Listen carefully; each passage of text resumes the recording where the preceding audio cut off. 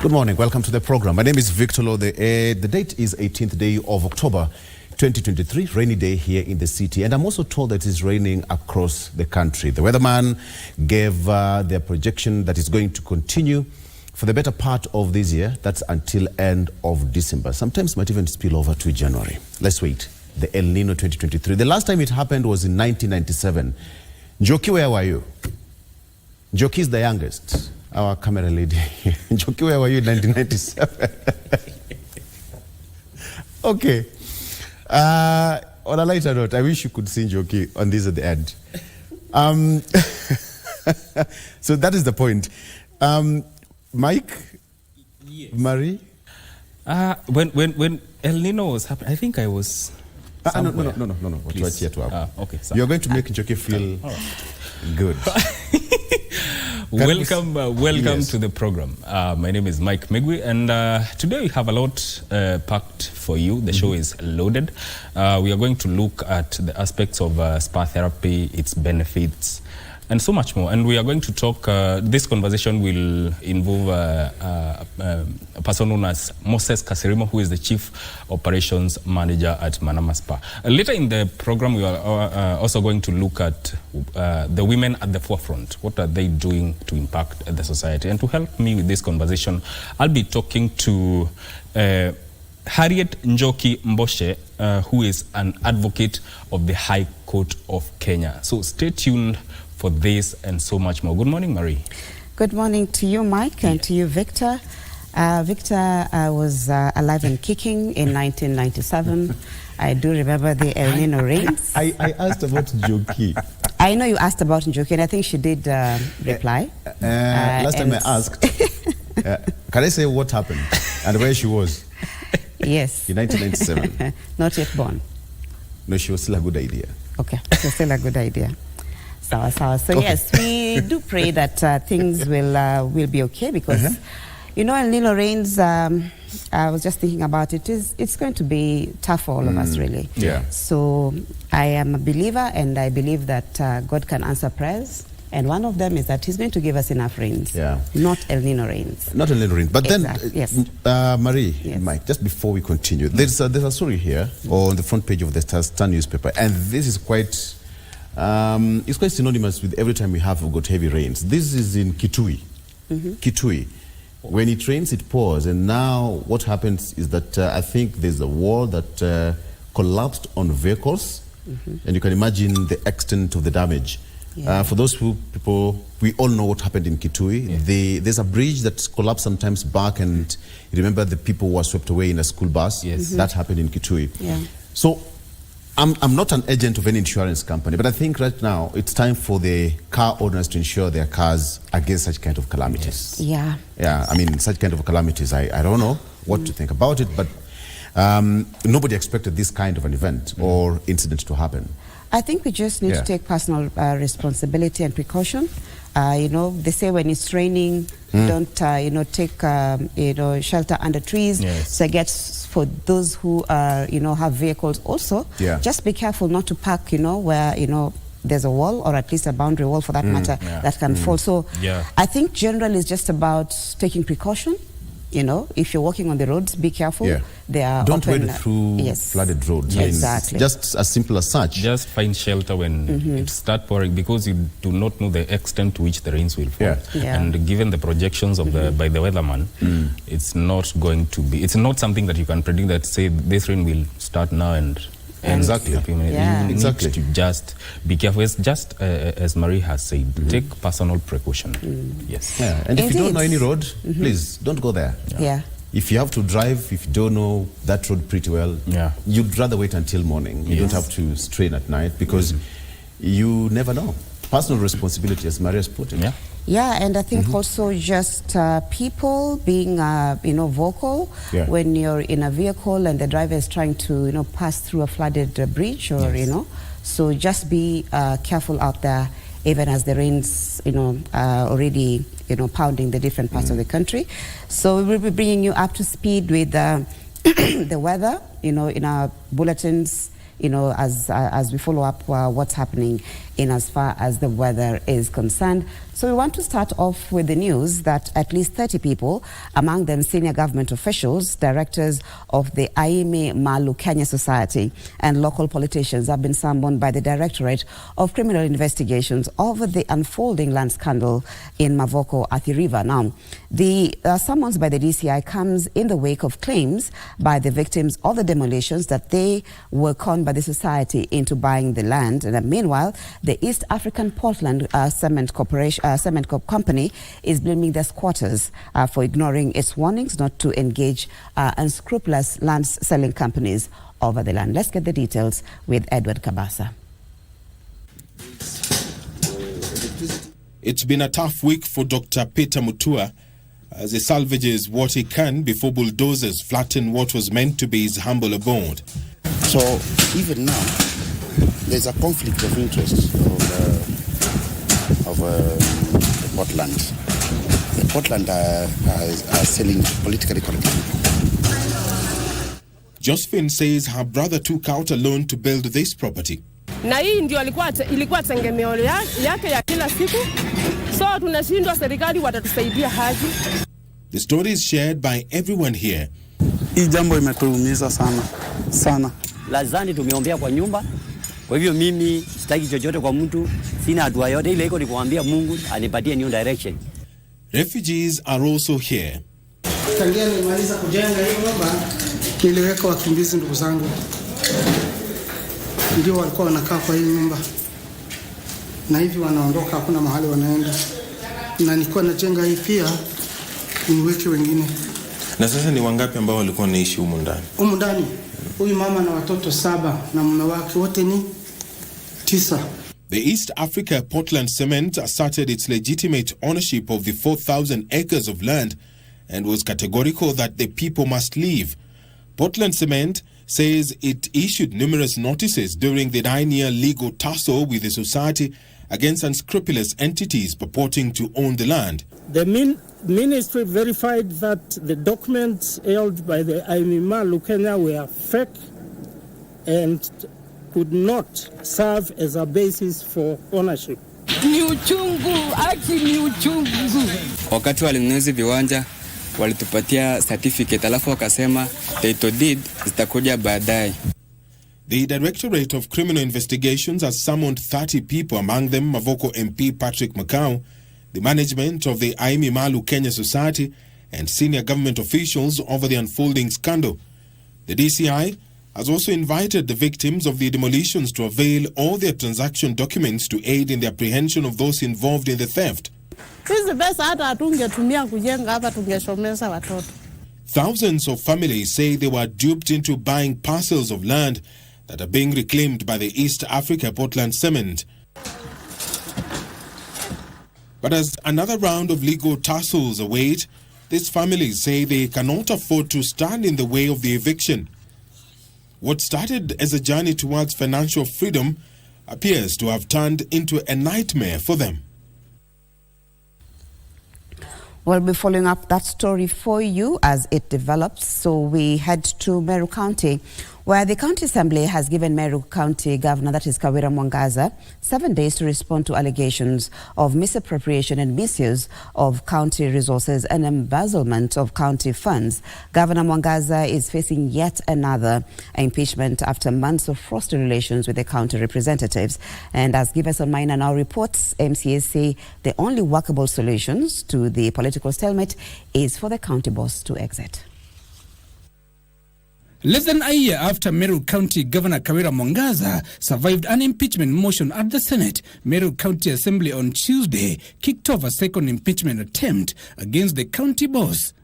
Threatening to inflict bodily harm against the Deputy Governor orally and in WhatsApp chats, forcibly breaking entry and ransacking of the Deputy Governor's office, changing the locks to the Deputy Governor's office. In a notice of impeachment tabled by Majority Leader Evans Mawira, Kawira has been given 7 days to respond to the accusations against her. Kawira Mwangaza has grossly violated, among others, 1. Articles 10, Articles 19, 28, 73 and 75 and 179 of the Constitution. Kawira is facing allegations of misappropriation and misuse of county resources and embezzlement of county funds. The governor is also accused of nepotism in hiring the county personnel. Persistently making demeaning public utterances against other elected leaders despite the same issue featuring prominently in the previous impeachment proceedings. She will answer to allegations of bullying and demeaning other county leaders, gross violation of the law, and usurpation of statutory powers. Encouraging and condoning the removal of the deputy governor junior officers from official county WhatsApp communication forums. Arbitrary suspension, dismissal, withdrawal, and frustration of the staff of the office of the deputy governor. Illegally and irregularly and fraudulently holding the deputy governor's staff out of office by purporting to accept their non-existent resignations. The MCs also claim she is in contempt of the court that reversed the illegal naming of a public road after her husband without adhering to the due process. Kawira's woes comes days after the Senate's Devolution Committee visited the county to unlock the stalemate between the county leadership and the MCs.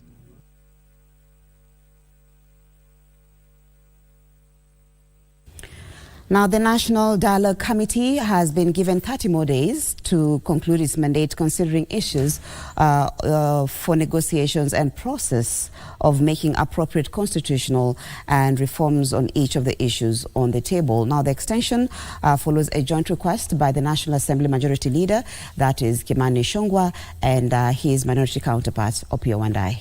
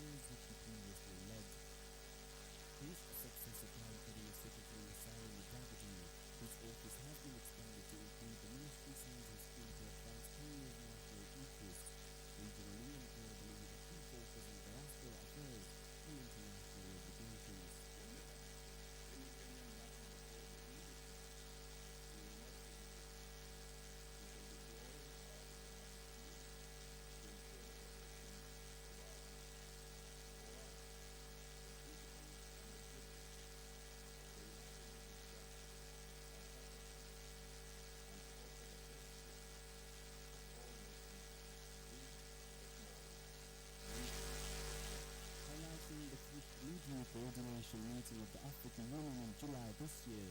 On the Africa Climate Summit in September 2023, his predecessor, Dr. Alfred Mutua, reflected back on his tenure in the pulpit, saying he worked diligently to promote Kenya's economic, cultural, and environmental diplomacy.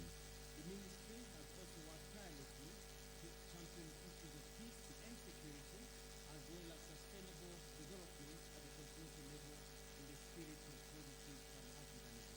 The two principles pledged to continue seeking avenues of cooperation and partnerships to the mutual.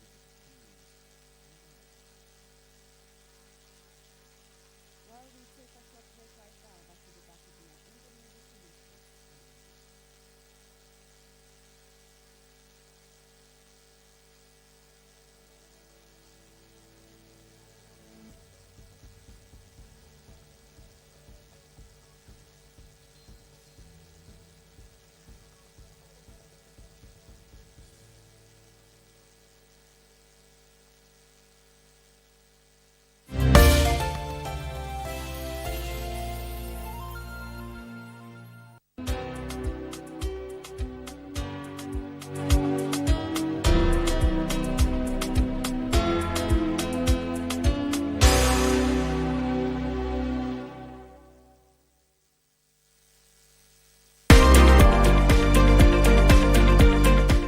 Hayawi huwa Rais aliweka ahadi ya kwamba ataleta universal health coverage.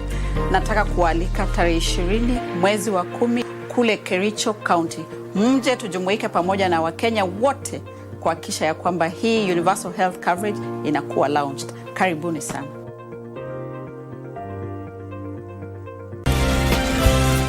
You were aware that Alejandra was with Uriel, and you did not say a thing.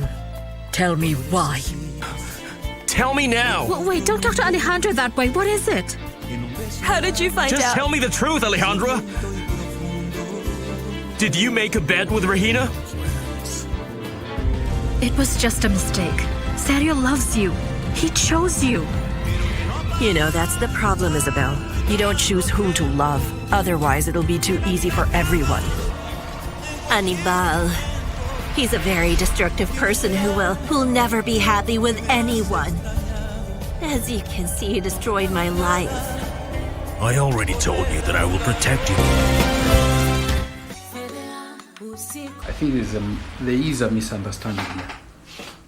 Mimi, as far as I'm concerned, nimekuwa nikilipa every month end. Sorry? Mimi ni wakili wa Sara. Sara ni client wangu. Kwani dada una nini, mbona una wasiwasi hivyo? Hivi, wanulize hivyo kama nani? Ama utanisaidia na nini wewe? Zuri. Una bahati sana. Next time utakuja kuozea hapa jela. Usiku kwa mchana.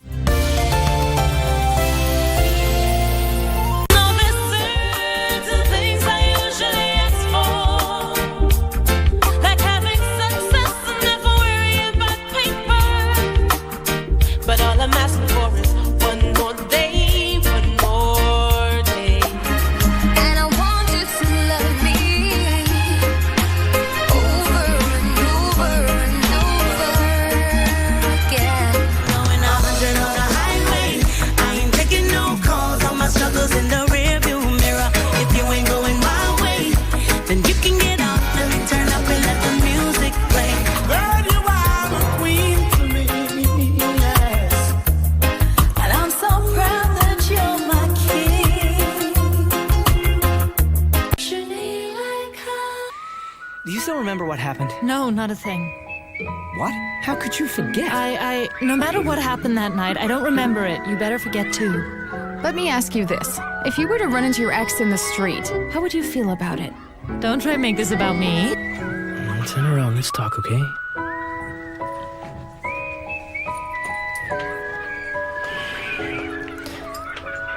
I'm not saying that we shouldn't go anywhere. But every time I ask you about it, you act like it's gonna kill you. You were aware that Alejandra was with Uriel, and you did not say a thing. Tell me why. Tell me now! Wait, don't talk to Alejandra that way. What is it? How did you find out? Just tell me the truth, Alejandra! Did you make a bet with Rahina? It was just a mistake. Sadio loves you. He chose you. You know, that's the problem, Isabel. You don't choose whom to love. Otherwise, it'll be too easy for everyone. Anibal. He's a very destructive person who'll never be happy with anyone. As you can see, he destroyed my life. I already told you that I will protect you.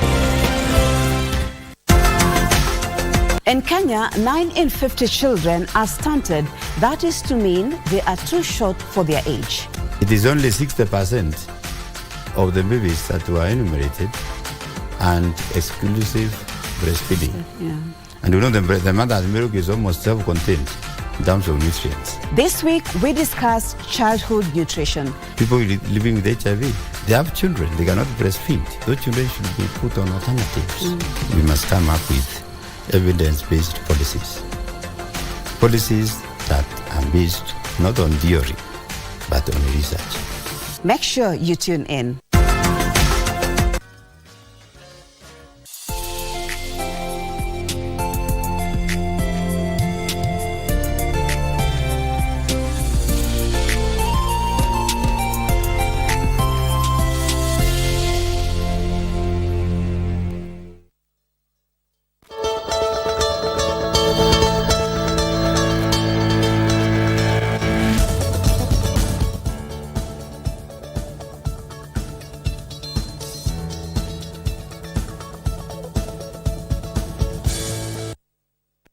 Welcome back, and we do apologize for that technical hitch with the sound, but we are now back and ready to move on with the news. So we go. Let me bring you up to speed with the same, story that we had taken earlier. That the Prime Cabinet Secretary and the Cabinet Secretary for Foreign Affairs, that is Musalia Mudavadi, says that he will be focusing on diaspora affairs and Kenya's international obligations in his new docket. He was speaking on Tuesday at the railway headquarters when he took over office from the then former Cabinet Secretary, that is Alfred Mutua, who is now the new Cabinet Secretary for Tourism.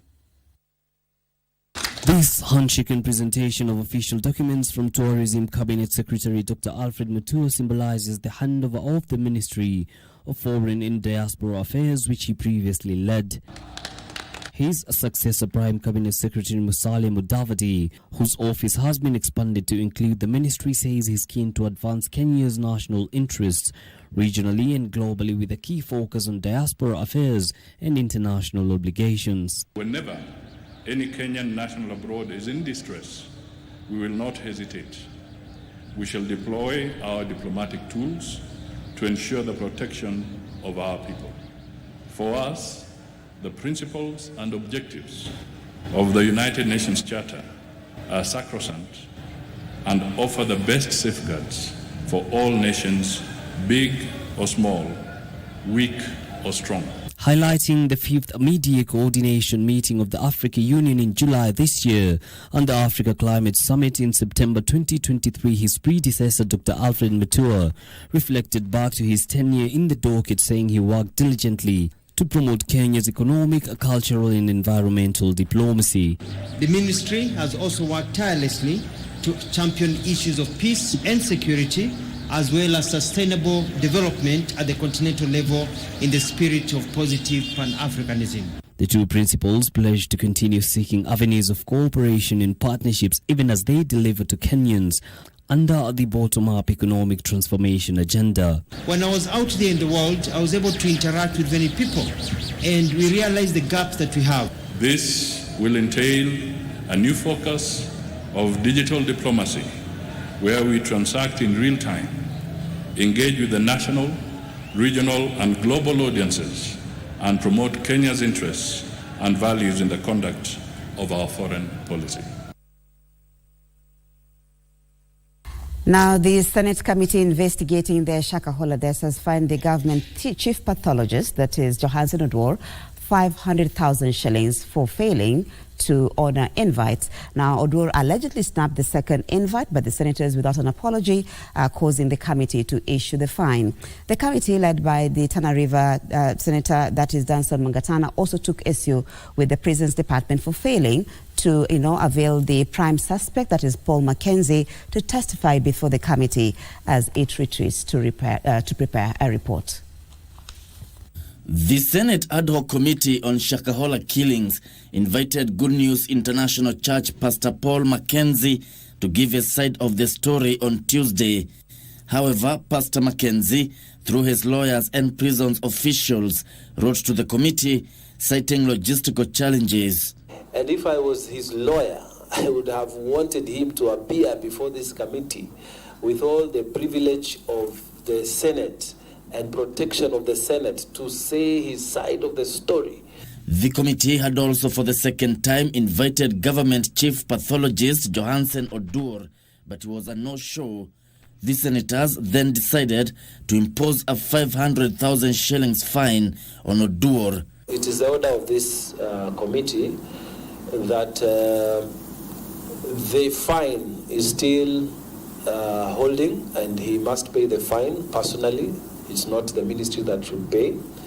And as far as him not being able to come here or not being able to be produced here, the Senate plenary will give further directions on what to do. On Monday, the Senate committee visited Pastor Ezekiel Odero's New Life Prayer Center and Church in Mavueni, Kilifi County as part of their probe, and observed there was no link between Pastor Ezekiel and Pastor Mackenzie. When we went, we saw the place that is supposed to be the mortuary. It's a powerhouse. That's where the generator that is circulating power around there was there. The grave site that we were told is there, we saw it's a construction site. The committee has now resolved to retreat on Thursday to write a report without the input of Pastor Mackenzie and the government pathologist. Kenyans wanted to know and to hear from Pastor Mackenzie as to whether it is true he was preaching starvation as a means to see Jesus. But with the mandate of the committee coming to an end this Thursday, the ball now lies with Senate plenary that will decide whether Mackenzie will be given a second chance to be heard. Gishuki Washiro reporting there. Now, preparations for this year's Mashujaa Day celebrations are in top gear in Kericho County. And on Tuesday, the Kenya Security Forces conducted rehearsals at the venue attended by senior government, that's national and county government officials, internal security and national administration principal secretary, that is Raymond Omolo, said they are working around the clock to ensure a successful event on Friday. This as members of the public were urged to turn up in large numbers for the celebration, which will also see the official launch of the Universal Healthcare Coverage Scheme.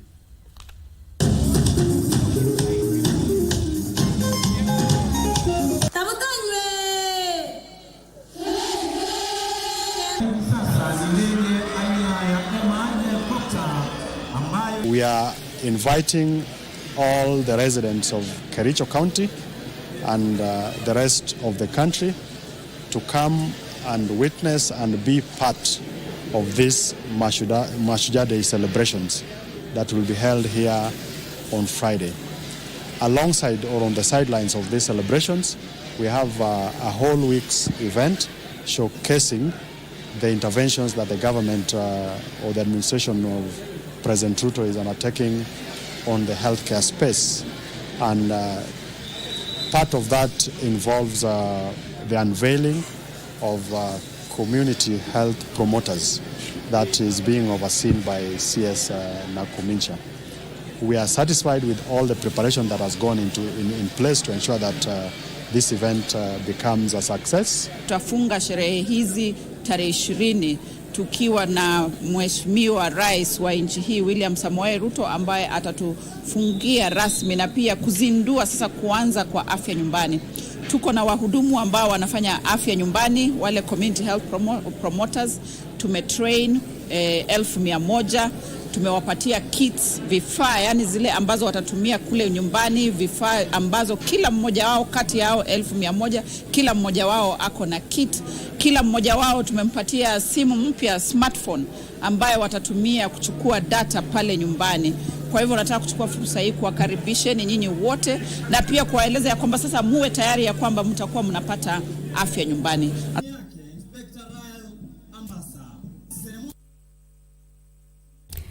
Let's look at the counties now, where more than 10 people were injured after a lorry moving from Kamandora Limuru to Ruaka, Kiambaa lost control and rammed into 7 vehicles that were parked by the roadside at Denderu roundabout in Kiambaa constituency. This and more stories in our County News Roundup. The 10 injured were rushed to different hospitals around Kiambu County, while the damaged vehicles have been towed to Renu Police Station. Kiambaa OCPD Pius Mwanthi urged motorists to be more cautious on the road.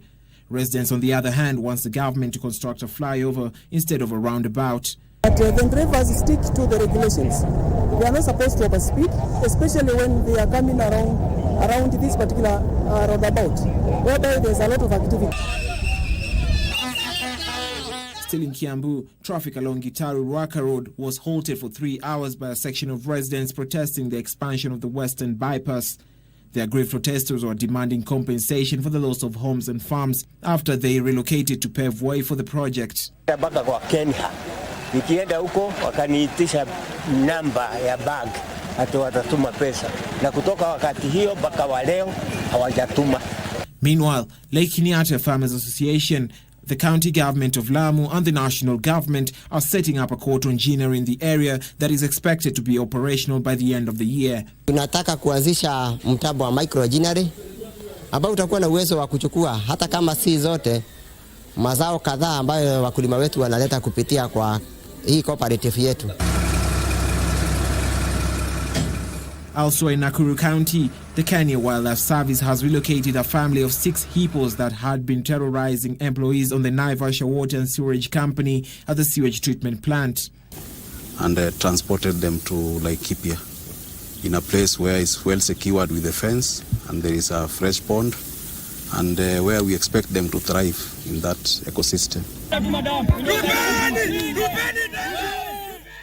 Still in Nakuru, 2 men are nursing bullet wounds after they were shot in the streets while protesting the theft of their fish and fishing gear by illegal fishermen at Lake Naivasha. Wakavunja stores za fishers, wakaiba engine, wakanyang'anya au engine ya patrol. Sasa tukashindwa what is happening. And the Lions International Organizations has rolled out community services to the Masai Mara residents in Narok County, including free medical checkups. Our Lions clubs, as well as our Leo clubs, engage in environmental projects that are relevant in their communities.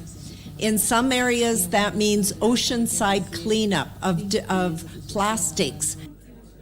In Embu County, coffee farmers were a disappointed lot after the Ministry of Cooperatives failed to announce a 164 million shillings loan waiver owed by the Embu coffee mills. Kama kuna watu bado wanafikiria wanaweka vidole yao kwa mambo ya pesa ya wakulima na mali ya watu wananchi, hiyo your days are numbered.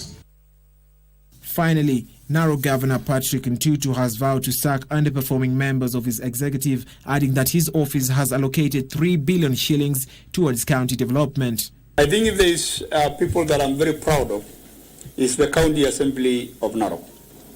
They have really supported my administration, particularly on the projects that we have initiated from your wards.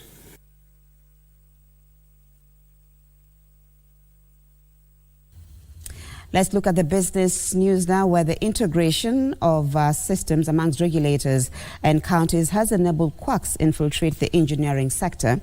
Now, to remedy this, Engineers Board of Kenya Registrar Engineer Margaret Ogai said there is need to fast-track the Development Control Bill to, among others, foster capacity building at the county level by having professionals oversight development projects and avert losses occasioned from collapsed buildings. About 69.8% of projects inspected by the National Construction Authority in 2022 were found to be non-compliant with building codes and regulations. We find that apart from approval, when it comes to the actual implementation, developers are not engaging engineers throughout. The Engineers Board of Kenya says non-compliance resulted in costly delays in project completion, hefty fines, and even punitive legal action against the developers. So what NCA have on their side, I have visibility. They should have visibility to the engineers who are properly licensed at Engineers Board of Kenya. We should also have visibility in the county government. Which projects are these that they are approving? So that when we go to site, now we are more focused. That we are looking for is an engineer actually delivering this project. Ogai says the Development Control Bill will seal loopholes that have been exploited by quacks. We are working very hard to ensure that the graduate engineers who are employed at the county government level get to the level that they can have the competencies to be able to get registered, so that they are professional engineers, so that the services that they are providing are professional. The regulator says so far, one engineer has been suspended while 3 others have served warning letters.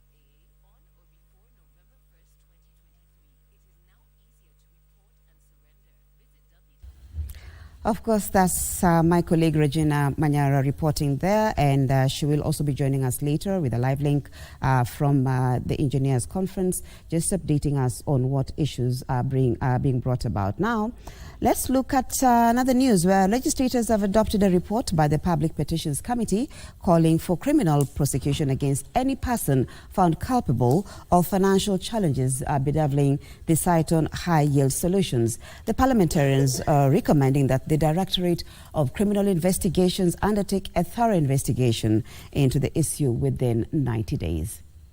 Say that ministers that have been put here, including pursuing the culprits, is indeed done, and we want to see people charged in court for hurting Kenyans, for robbing Kenyans. I think this is the work that we must do, Madam Speaker. Otherwise, thank you, I support. Support, Honorable Atandi. You move in amended form, get a seconder. Thank you, Madam Speaker. The Honourable Majority Leader. Majority Leader. Thank you, Honourable Speaker. Honourable Speaker, I rise to support that particular amendment by the Honourable Samuel Atandi. Because, Honourable Speaker, if you read the report, members will note there was a bit of inconsistency in the manner and the format the report was tabled in the House. Because in the observations, Honourable Speaker, the committee did find that indeed many Kenyans were defrauded by Saiton Investments and the associated companies. Therefore, Honourable Speaker, in some of the observations, they note even the culpability or the possible culpability of the CEO of Saiton Investments, one Edwin Dande. I want to say that... Well, that's where we end the news this morning. Thank you so much for your time and starting your day with us here on Good Morning Kenya. I'd like to leave it there, but we have a lot lined up for you during the day, so we'll be updating you in as far as the news is concerned. I now want to hand it over to Victor Lo, who is on standby and will be steering you through the remainder of the Good Morning Kenya program. Victor? Yeah, Marie, very good. So it's a cold day, and on the front pages of local dailies here, there is something, the issue of VOCO. It's all about some of the legislators who are also accused, and the police. You also, after them, DCI goes after MP, police bosses over VOCO land, MP to be grilled over. But of course, there is that bit that has been highlighted by the Daily Nation, where some of these people did not listen or, take a keen look at the red flags. We'll be explaining to them later on what should be happening moving on. But as it is, it's a sad state of affairs there, Marie. It is indeed. I can just imagine the millions of shillings that people have put up. This is a lifetime investment. And so it's a sad state of affairs. But there are also questions. The victims are always the buyers, Victor. Yeah. Because the land companies are not, going to suffer as much. Exactly. And I feel I was discussing with someone yesterday, and I was like, how do we let things go that far? I don't know. Because like you're asking, the red flags, where were the government agencies? There has to be somebody who takes responsibility at the end of the day. Yeah. The people, yes, they could have ignored it, but at the same time, we have government entities that have the power to say you cannot build in this land, no matter what. So you avert these kind of things. I'm sorry to say, but if people lose lives because of pressure, stress and all that, you know, it's sad actually. For me, I feel like somebody is not taking responsibility, and that person is in authority. I'm not going to say absolve the people who bought land there, because maybe they should have done their homework very well. But at the same time, there is a very big problem, because this is not the first time that we have people. It has happened in the past. Yeah, it has happened in the past. Yeah. You know, so what are some of the red flags here? Just based on what you said, Nation has tried to give it a breakdown. Now, CS Moses Courier's warning, that happened in 2022. The then Trade CS proclaimed in November last year that the structures would be flattened. That is what CS said. And then, because of lack of title deeds, affected residents said that the only ownership documents they had were certificates with a promise of title deeds by the end of this year. Certificates. Exactly. The third one was the lands were relatively cheap. So at some point, a local remembered at a time when a 50 by 100 plot went for 50,000 shillings. For? 50,000 shillings. 50,000? Yes. A 50 by 100? 50 by 100. 50,000 bob. So when the deal is too good, think twice. Yeah. Mary, thank you. Thank you so much. All I can say, Victor, is let's be careful out there. We have unscrupulous business people who want to gain. They don't really care what you'll be going through. So when the deal is too good, as Victor said, think twice. Yes. See you again next time. Yeah.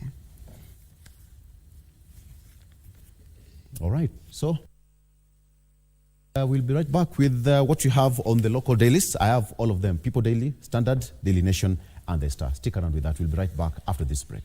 Good morning.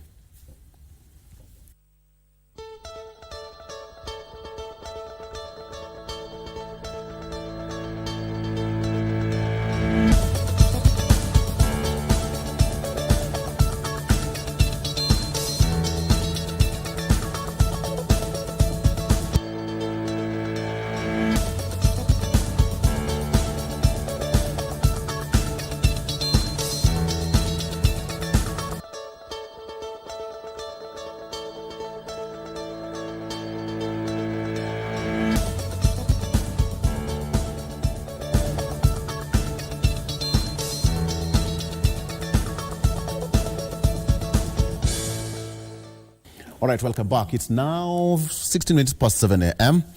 We are live on KBC Channel 1. This is Good Morning Kenya. It's a cold morning here in the city. Now, before I take a look at what you have on the front page of our local dailies, I want to cross over to my colleague Regina Manyar, who is in Eldoret. She is attending the Engineers Board. There's a conference going there in Eldoret, the City of Champions, or Sinigishu to be precise. And Regina Manyar will be joining me shortly with that interview on what you should expect during this particular conference happening. The last conference happened in Naivasha a few months ago, and this time around they are based in Eldoret. Regina will be joining me shortly. But right about now, before I get to talk to Regina, how about I give you a sneak peek of what I have on the front page of the Star? All right, very quickly, before Regina comes. Who bankrolled MP's trip to Ezekiel Church? That is what I have on the front page of the Star newspaper. Who bankrolled MP's trip to Ezekiel Church? Reports indicate that the visit was financed by preacher, but Senate leadership remains tight-lipped about the visit. Who bankrolled the MP's trip to Ezekiel Church? That is a story here making the flash on the front page of the Star newspaper. Page 4 and 5 is completely part of that. There has to be a report, and the only institution here that members of the ad hoc committee investigating the Shakahola cult deaths visited Odero's expansive church on Monday, as reports swirled that the trip was financed by the preacher himself. That is what's on the front page of the Star newspaper. Very quickly, before Regina joins me, the story: police arrest Naivasha couple after five dies. That is on the front page of the Star newspaper. I'll be coming back with with People Daily, The Standard, and Daily Nation. But right about now, how about we connect with Regina Manyara, who is in Eldoret. Regina, good morning. And that is why you have been missing here on this set. It's a cold morning here, Regina, in the city. I don't know how about Eldoret, but the conference is happening. What should you expect? Regina, good morning.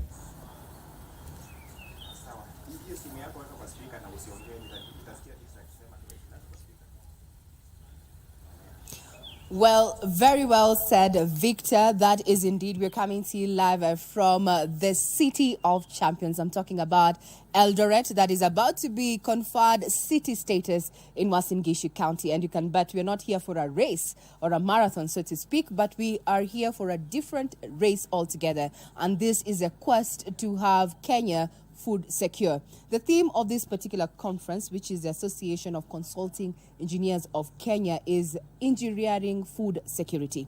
Kenya prides itself as an agriculture-driven economy, but when it comes to matters of food security, we are having places in the country where people are still grappling with the issue of, hunger. So engineers have been here for the last 2-3 days, and the conversation is about how their professional skills can actually make Kenya food secure. To give us further details is none other than the former chair at the Association of Consulting Engineers of Kenya, none other than Engineer Kariuki Mushemi. Thank you for your time, sir. Now, this year's theme is engineering for food security. Tell us, why did you come up with that particular theme, and what does it mean for Kenya's status when it comes to food security? Thank you much for this opportunity. I think the starting point is that every aspect of our food security requires engineering input. And we have had various discussions with both levels of government, that is in county government, government ministries, and in areas that we can work together to provide food security for this nation. It's a very sad state of affairs when people go hungry, people don't have enough food, and that impacts their life in a very big way. So we are looking at engineering input in the areas of irrigation. For many years, this country, we have relied on what we call rain-fed agriculture. People plant seeds on the ground, and they wait for rains. If the rains don't come, shida kila pahali. We also have areas where there is enough food, and fortunately we are in what is called the granary of Kenya, and the food is rotting in the farms because the roads are not good enough for that food produce to be transported to the consumers.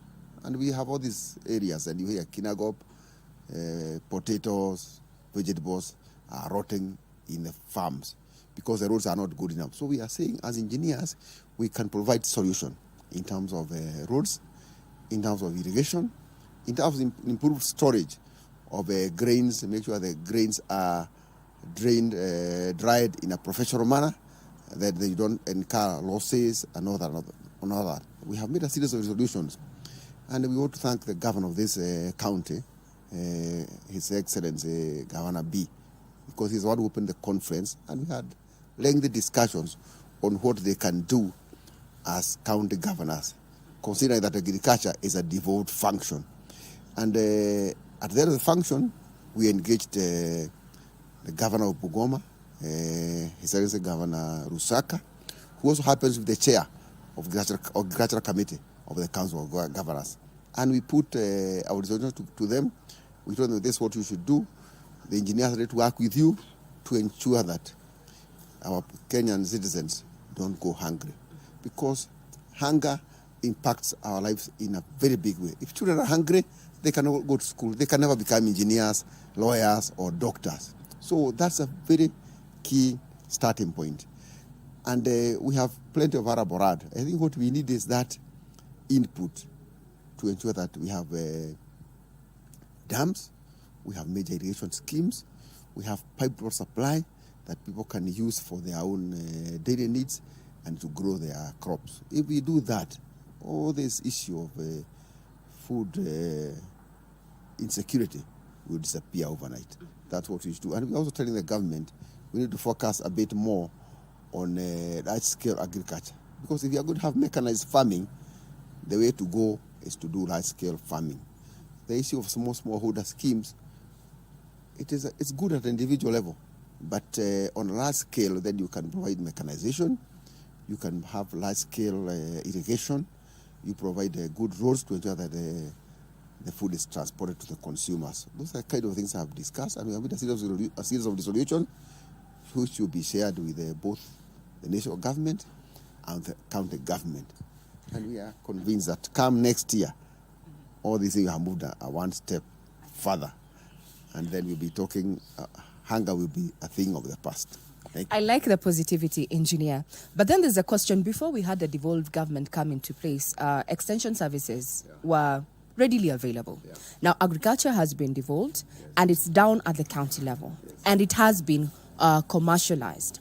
What is your take in regard to that and the role that the counties need to play to ensure extension services that also include engineering services in this particular platform get to that farmer at an affordable cost or no cost at all? We are urging the county governments, and I said earlier, this is a devolved function, they need to come on board. But county government cannot work alone, because some of the projects we are talking about are major infrastructure projects, and they will be cross-cutting. You have a large dam that can serve 2-3 counties. The Garakuradu project is not necessarily a project confined to one county, so there is need for even the county governments to work together with the national government. But you brought a very important point. For many years, the so-called agricultural extension services have actually been abandoned for some reason, and we see it all over the place. You see now. When I was growing up, we used to have agricultural extension officers going around the countryside, asking people to make benches to prevent soil erosion, to stop people from cultivating right next to the river banks, to stop erosion, and that's not happening. We are telling the county governors, for heaven's sake, bring back the agricultural extension officers. If you do that, the farmer or the peasant farmer will be given the right advice, will be given the professional guidance, and you see a big difference in the way they do things. Now, in your view, engineer, government is working at having KIPES operate, especially within the counties. Do you think this is the direction to take and the overall impact, to supporting food security? I think there is need for the county government to come on board and up the game in the areas of agriculture. And I think that's why the Constitution granted them that mandate. Unfortunately, sorry to say, they are not playing that role the way they should. And we are asking the county governments, in fact, that's one of the things that the subject of discussion, they need to professionalize their services. You find a lot of counties do not have professional people in the areas of engineers, agriculturalists. They tend to focus on other areas. They are also important, but agriculture is key. If you provide clean drinking water, people have sufficient food, even those other areas of people getting sick and then you have to spend money treating them, is reduced. So that we are saying, start from the grassroots, and we keep this is a bottom-up government, is it not? So if you start from the bottom, if a child is fed well, chance of contracting kwashiorkor are reduced. Those you don't have to spend more money now at the tail end of the process to treat him, because we have already taken care of his very basic needs, and you cannot do that if there's sufficient food. Now, compliance when it comes to matters of engineering, unfortunately, we've had gory tales, stories, loss of property, loss of life. And from the conversations that we've been having in this forum is that there's an issue on compliance, especially on the Engineering Act and rules, where now we need to move this particular compliance from the current 30% to 100%. As an engineer, where are the loopholes and how can we target them? It's a very unfortunate situation, because I work in this industry, and every so often you find a building has collapsed, and we had a dam collapsing. Unfortunately, and we had a whole session dealing with that alone, compliance, and we had the regulator, who is the Engineers Board of Kenya, here with us. We want to ensure that the county government professionalize their engineering services. We have a lot of people at the county level, unfortunately, who are rendering engineering services who are not professional engineers. And we are having engagement with the two levels of government to ensure that at the level where you require approvals by an engineer, and assigned to be done by an engineer, it must be a professional engineer. That's the way the county government have a county attorney who must be a lawyer. There should be a county engineer who must, by law, be a professional engineer. And if we do that, I am sure things will move in the right direction. Otherwise, we'll just be reacting. A building collapses, then you rush there. You address that particular issue, then you set back. A few months down the line, another collapses, then you start all over again. We want to ensure that we have a program that addresses that thing in a holistic manner. I hope the fast tracking of the Development Control Bill is actually going to put that in place.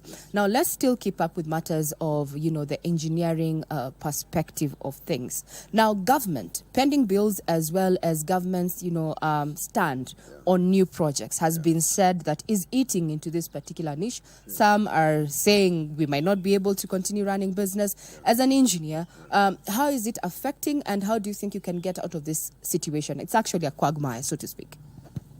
Thank you for that. The issue of pending bills is a major headache. Personally, at a very personal level, I'm actually affected, and many others who are in this conference. It's unfortunate the government gives you a project and they are not able to pay you. It's a very awkward situation, and we are praying that the government can find the resources to ensure that the project that they bring on board, they can actually be able to pay for them. And there was a program on TV the other day about what they were talking about, broke millionaires. You have been awarded a job to supply, say, furniture, supply stationery, and so on and so forth, and you're not paid. So you actually end up being worse off with a job than if you didn't have the job. It's a very sad state of affairs. And we know a government is supposed to be a going concern. You should know that when I get a job with the KBC, for instance, they will pay me. It will be very unfortunate now if I go and take a loan from a bank, I acquire goods or even services, I render them to the institution, a public institution, and I don't get paid. Is a sad state of affairs.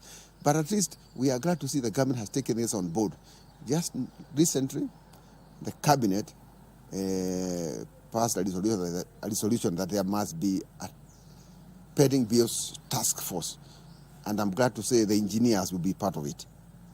It's yet to be actualized. It depends from all sectors, public and private sector, professional institutions, accountants, engineers, lawyers, etc., etc.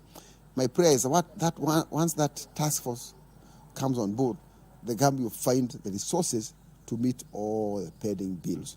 Because what normally happens, particularly in counties, unfortunately, is that there's a regime change. And you find now the new governor, is saying, I need to verify the bills that were incurred by the previous regime. I think that's an unfortunate situation, because we want to see the county government or even the national government as a going concern. It doesn't matter who is the county governor. It not matter who is the president, because we are dealing with an institution which is meant to be a going concern. So I hope that once they verify those documents, the people who are owed money will be sorted out, because the government should also realize, once they pay me, it is not money in my pocket. I have employees who depend on me.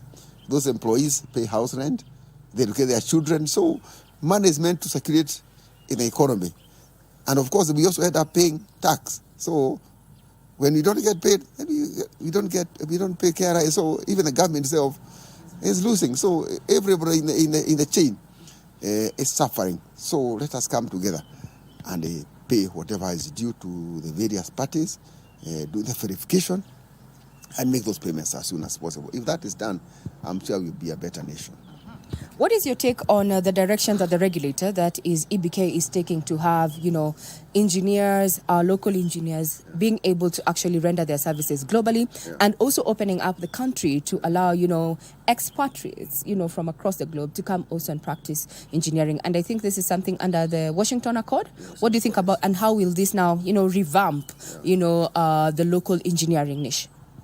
I think that's a very wonderful idea, because Kenya has got brilliant people, and they have worked all over. I have personally worked myself in the UK. I know there are a lot of Kenyans working in Southern Africa, in those countries like Namibia, Lesotho, South Africa itself, Malawi. So we got very competent people. I think what we need to do is open our doors for us to go and render services outside. But it cannot be a one-way Once you open the doors are open for us to go there, we must open our doors for them to come in. So it's a question of doing a verification. That's where the EBK comes in. Is a person coming or going out there a competent engineer? We don't want an engineer going there, then he does a building and it collapses. We don't want to export that kind of engineering to other countries. So we want to ensure that once the engineer we are talking about is a qualified engineer. And that's why the Washington Accord comes in. Because it sets a certain criteria for who qualifies to do ABCD. And I pray that that will happen so that we can expand our services beyond our borders. And if we do, so we earn money in dollars, and the pressure on the dollar will be eased. So it's a good thing. Yeah. Now, engineering in itself is a profession that is very much male-dominated. Yeah. Currently, we're looking at around the numbers of women within this particular profession at around 7%. Yeah. You're a man. When it comes to affirmative action, when it comes to engineering, do you think we are doing enough to also encourage, women to get into this particular profession? I think we have moved a long way. I can tell you for free, when I was an engineer, studying engineering in the university, there was not a cigarette in our class. I did a lecture the other day at the University of Nairobi. It's now 50-50. That's a major shift. Even if you attend the conference, you find the CEO of EBK is a lady. Our online secretary in ASEC is a lady. 2 of our senior officers in ASEC are actually ladies. So we are moving in the right direction. We are bringing on board the female gender.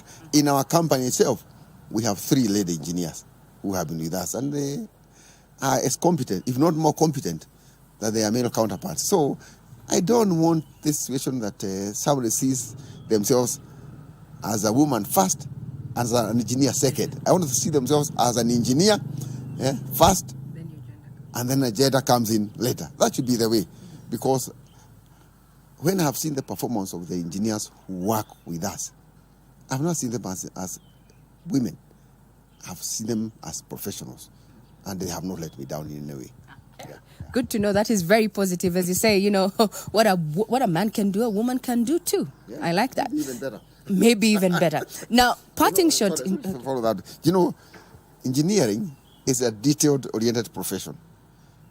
And to be honest, women tend to be more detailed than men. So if we have more women in this space, it's very good for everybody, even for the profession, even for this nation. Thank you very much. Details, attention to details. Now, as we come to a close, this particular forum has been ongoing. This is a second one. This is a second edition. What is your take home and your call to action for where we are, especially with the theme engineering, food security? Yeah. We've, as I said earlier, we made a series of resolutions. We want to escalate that level now. Those resolutions now. One, to the Council of Governors. We're having an engagement with the Minister of Agriculture, and hopefully at some point we can take it to higher levels of government, because it's a very major issue. And if we address those concerns, all these things will become things of the past. And there's no reason. If Israel in a desert can feed themselves, surely. We have over 50% of our land is arable. There's no reason why we should not do it in Kenya. And I'm sure we can. I think we just need to get the proper professional guidance. And fortunately, we have a listening government, and I'm sure they'll take that on board. Yeah. Very well said. We have been speaking to the former Association of Consulting Engineers of Kenya, none other than Engineer Karoki Mushemi. And his take home is that these particular conversations that have been had here are going to be escalated to another level, challenging all those who are in this particular value chain, especially engineers, to innovate around the food systems, and also county governments to also take an active role in ensuring that within the devolved units, they have done everything that they can to support agricultural production, talking about storage of this particular farm produce, as well as improve infrastructure, so that from the the farm we can actually get these products directly to the market in their best condition. And also, Victor and Mike, I hope you've heard the engineer there has also said that when it comes to the engineering profession, it doesn't really matter if you're male or female. And because engineering is a profession that focuses on detail, well, we'll have more women.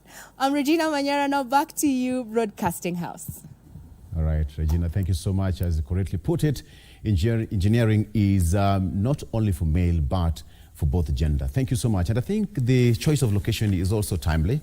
Eldoret and Uasin Gishu in general is also known as, food basket of this country. Thank you, Regina, for that. All right, let's take a break. When we come back, I still have got newspapers and one thing, headlines in what's happening in the traffic situation now that's been raining in the city. Stick around for that. We'll be right back with this shortly.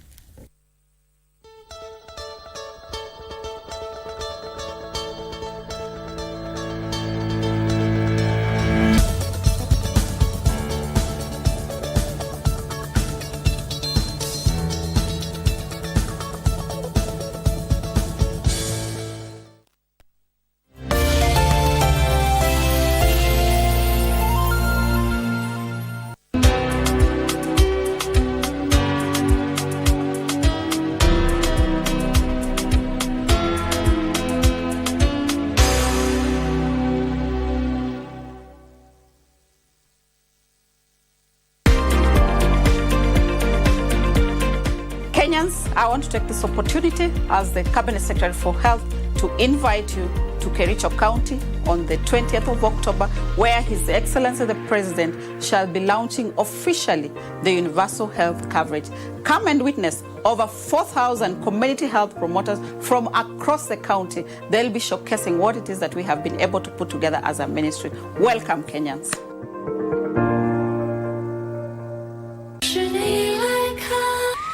Do you still remember what happened? No, not a thing. What? How could you forget? No matter what happened that night, I don't remember it. You better forget too. Let me ask you this. If you were to run into your ex in the street, how would you feel about it? Don't try to make this about me. Turn around, let's talk, okay?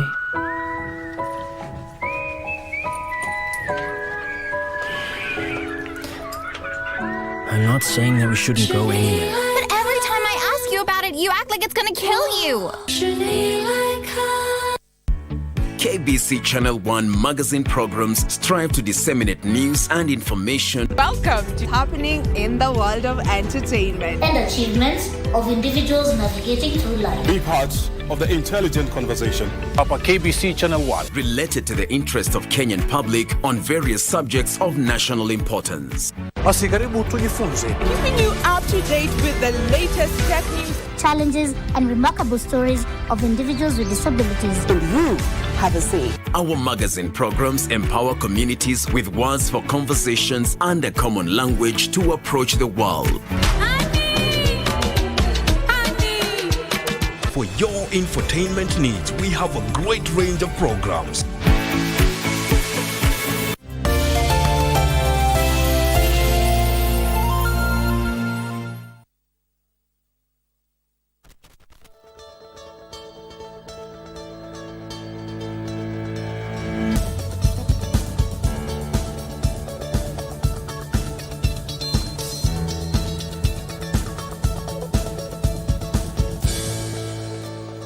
Thank you so much for staying with us and welcome back. All right, very quickly on to the front page of our local day lists. Let me start with the Star newspaper. I had given you the Star newspaper, but let me just go back for the sake of people who didn't watch that. Who bankrolled MP's trip to Ezekiel Church? That is a big question here on the front page. Who bankrolled MP's trip to Ezekiel Church? Reports indicate visit was financed by preacher, but Senate leadership remains tight-lipped on the matter. Let's flash that there for you on page 4 and page 5. Portland says that evictees was of their own making. Lobby now vows to sue. Portland says that evictees was of their own making. Lobby vows to sue. Story has been happening for the last few days. Police arrest Naivasha couple after son 5 dies. According to the postmortem, the minor was tortured before his death. And so right now, they are in police custody. MPs give dialogue team 30 more days to conclude talks. MPs give dialogue team 30 more days to conclude talks. Parliament has granted the National Dialogue Committee a month's extension to conclude its mandate. MPs on Tuesday voted to extend the timeline after the committee requested for more time. The team was to submit a report to the bicameral parliament by end of October. Coast Hotels went big at 30th World Travel Awards in Dubai. Some good news there. And congratulations to the coast hotels. Portland hit back as Mavoko homeowners for ignoring notice. That is also something that has been captured here on the Daily Nation. I'll give you details shortly.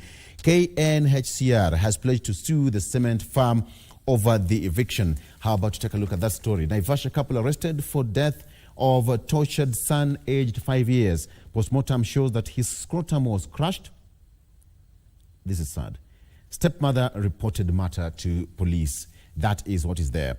Ruto to assent for 4 health bills tomorrow ahead of UHC launch in Kericho. That will be happening on 20th. Cash controversy rocks Senator's trip to Ezekiel Church. Who are the members of the ad hoc committee on Shakahola massacre? Chairman led by Danson Mungatana, who is a Tana River senator. We have got vice chairperson Shakila Abdallah, nominated senator. We have got members who are nominated. Mombasa senator Mohamed Faki, Tabitha Mutinda, David Wafula of Bungoma, William Cheptumo of Baringo, I beg your pardon, Veronica Ndwati, nominated member of parliament, Hamida Kibwana, nominated Senator Richard Onyonka of Kisii County, Eddie Okech of Migori County, and finally Abdul Haji of Garissa. So the story makes a full page here, full page 4 and page 5, on who bankrolled the senators to visit the Ezekiel's church in the coast. And that is the story. MPs give National Dialogue Committee 30 more days to conclude their mandate. Lawmakers on Tuesday voted to extend the timeline after team requested for more time. That is what is there. Go Down Honor says that illegal sugar was not offloaded in his facility. This is a story that has been there. Condemned sugar was stored in King's Commodities in Thika after it was ferried from Mombasa. A story that also captured the headlines for some time. All right, very quickly, onto the front page of the People Daily. What do you have here? Again, MP to be grilled over land fraud. MP to be grilled over land fraud. Legislator among, that is as far as the Mavoko land demolitions is concerned, that legislator among 30 suspects summoned by DCI to shed light on irregular sale of Portland cement land as Raila blocked from visiting scene. That is Raila Odinga, Edwin Sifuna, Machakos Governor Wavinya Ndeti, and a host of other leaders also made their way yesterday, but they were barred by police, saying that it was an operation area and they were denied access. All set for Mashujaa Day event. Highlights of national celebrations will be launched. Will be a launch of the universal health coverage, says PS Omolo at the venue. That will be happening in Kericho. KRA collects 3.8 billion shillings from tax amnesty program. Some good move there. That is a story highlighted for you. You can take a look. Senators visit to Ezekiel Church throws Shakahola probe to a spin. Again, on page 3, that is the story. Also on the front page of the Star newspaper is also being highlighted here on the People Daily. Queries arise over the trip financier after claims that the controversial pastor paid for it instead of Parliament. Queries arise over the trip financier after claims that the controversial pastor paid for it instead of Parliament. Yeah, I got it right there. And so the probe at the Shakahola, according to newspapers here, that is the Star and People Daily, it alleges that it is the pastor who actually financed that particular trip. Very quickly, MP among those to be questioned over demolitions. The police say that persons wanted to answer queries over how and why they sold the public land to private investors. A couple of people have been summoned by the DCI to answer questions. Also summoned are 3 former deputy county commissioners, 6 senior police officers, and 20 other individuals who are wanted to answer questions over how and why they sold the public land to private investors and who have now been left counting losses running into millions of shillings. DCI investigators said that they had launched investigations because the matter involves significant personal losses, I beg your pardon, for innocent victims of land fraud. That is as that is concerned. Now, let me take a quick look at what we have on the traffic before I come back with the Standard and the Daily Nation. Very quickly, heading to that magic wall there. as always, giving you the traffic situation in the country and other places across the country. Let me start with what we have on the city center here. The Nairobi, let me just refresh that for a second. Very good. So this is what the city looks like. If you can see, it's all patch red, mostly as you approach the CBD. I think because this has been assisted by the rains that's pounding the city. KCA, Thika Road, all starting all the way from Outer Ring Road. Now that is flowing bumper to bumper as you come towards the Pangani interchange there, but that spills also over to Kiambu Road. Now today, it's gone past the Directorate of Criminal Investigations, both sides. Now this is the situation here, if you can see. The DCI, that is Kiambu Road, all the way past DCI. It's a mess today. It's a mess past Karura Forest there. And yeah, let's just see how that is going to be in the next 1 hour or so. The effect after that, if you're just using Thika Road, you're going to have a bit of some nice drive as you come towards Muranga Road, joining the Globe Roundabout. How about Limuru Road? Limuru Road is also a mess around Parklands area and City Park Market thereabout. I think because of the construction and the road expansion happening there. That is where the problem is. What about the Kenyans or people using the western side of the city? That is Nairobi, coming all the way from ABC Place, coming down to Westlands, and about there, the shopping center, all past Kempinski, all moving fine. That's past National Museum of Kenya. So far, so good. How about Ngong Road?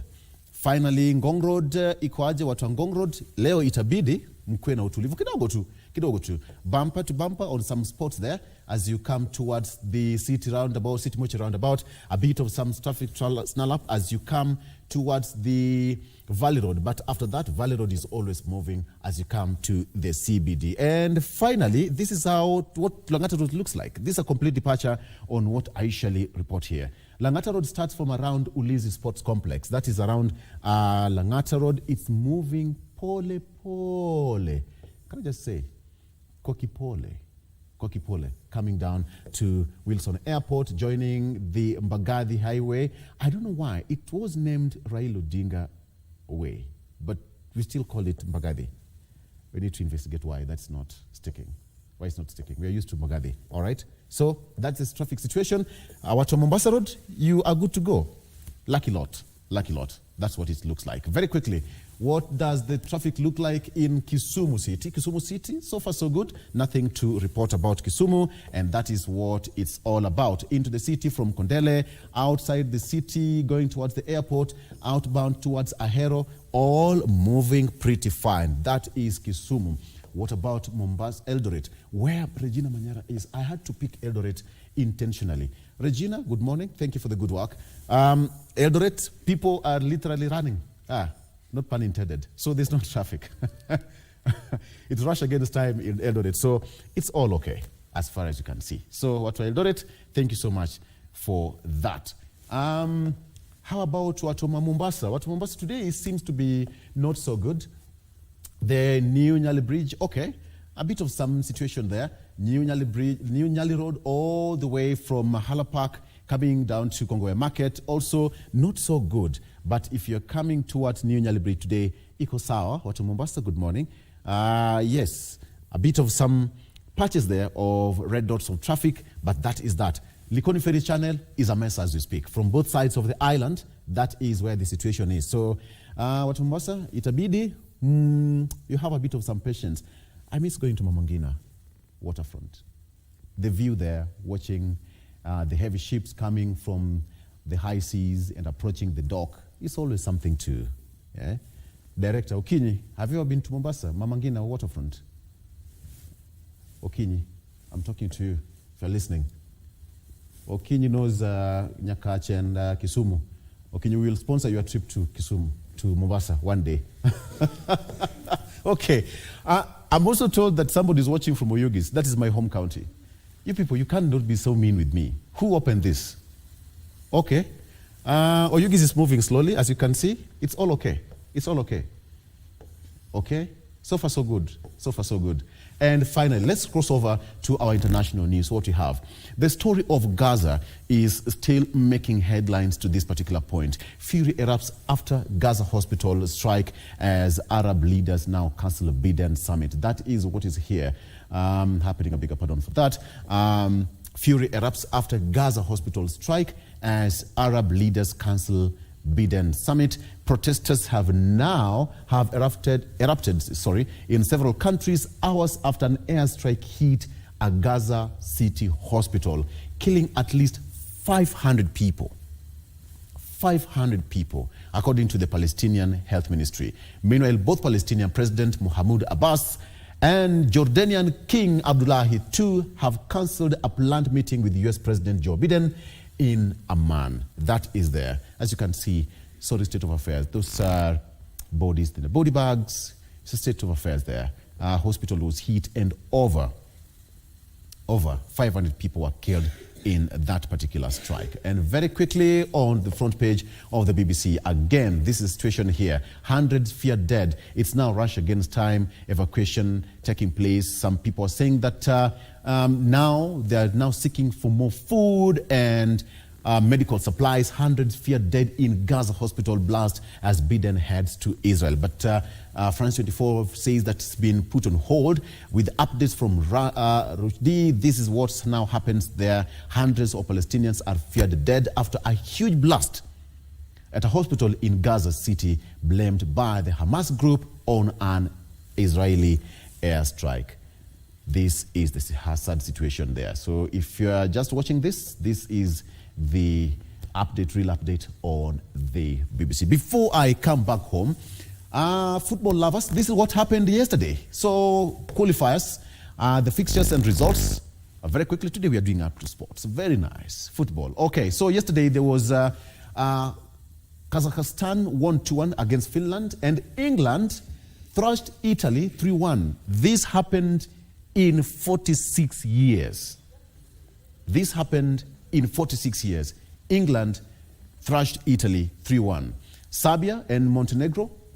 Serbia won 3-1 against Montenegro, as well as that in Group G. And in Group H, Northern Ireland also lost 1-0 to Slovenia. How about Malta and Ukraine? In Group C, Malta also had just 1 goal. Ukraine went 3 goals. Lithuania and in Group G and Hungary all share the spoil there on 2-2. And finally on Group H, San Marino and Denmark. Denmark won that match on 2-1. That is as far as that is concerned. Football lovers, that is it. So that is as far as that is concerned. Let me take you very quickly on the front page of the Standard and the Daily Nation before we wrap it up. On the front page of the Daily Nation, MP faces probe, the red flags that homeowners ignored. That is there. MP faces probe. Persons of interest. Mavoko MP Patrick Makau is among 30 individuals, including officials of land buying companies, former police officers, and police chiefs and land registers, summoned by detectives today over the sale and settlement of quote-unquote squatters on parcels claimed by Cement Farm. That is what is there. What are some of the red flags that Nation has highlighted here?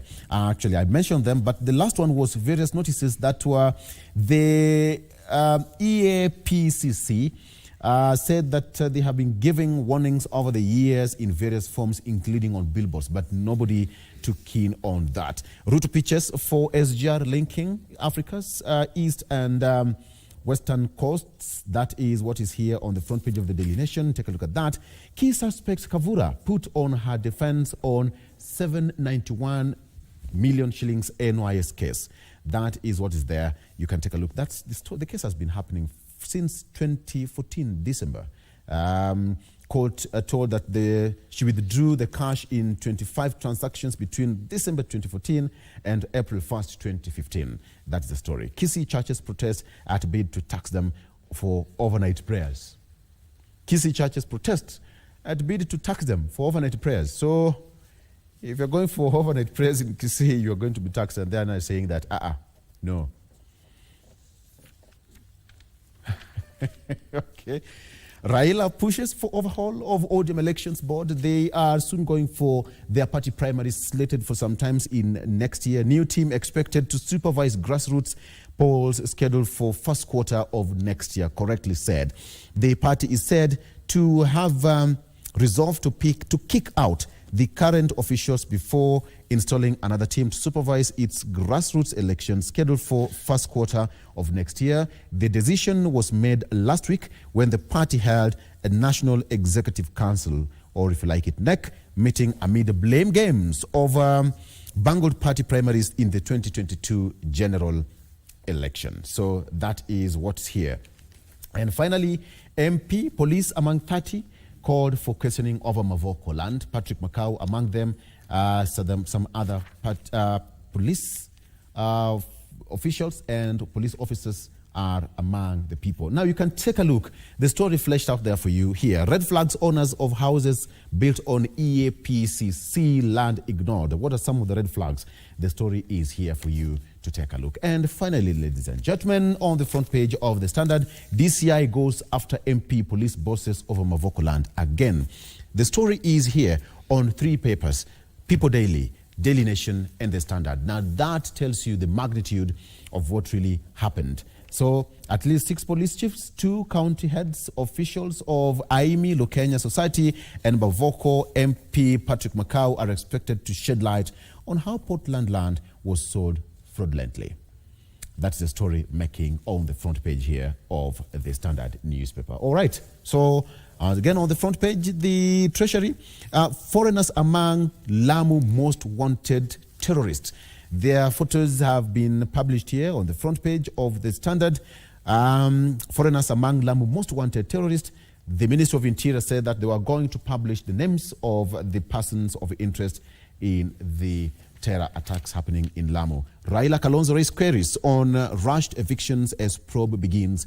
DCI so far, 30 people are also being called for questioning. Opposition leaders now toward the disputed parcel of land to assess demolitions. And that is what is there. Okay. Thank you so much. That does it for now on the bit of Good Morning Kenya. My name is Victor Lo on the ITH, as well as what we have on the sports, traffic, and our international news. My name is Victor Lo. Let's take a break. We're taking a break. When you come back, Good Morning Kenya continues after this. Good morning.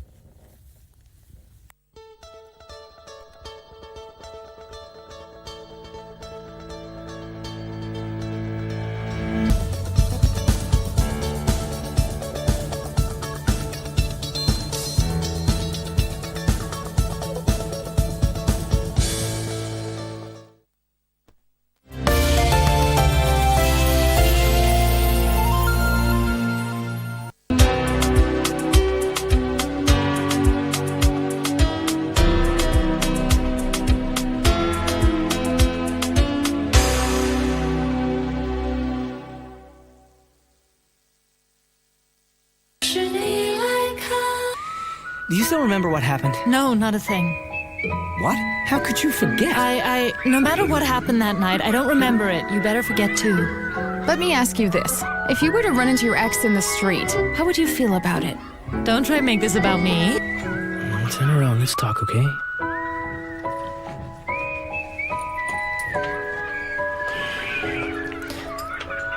I'm not saying that we shouldn't go anywhere. But every time I ask you about it, you act like it's gonna kill you.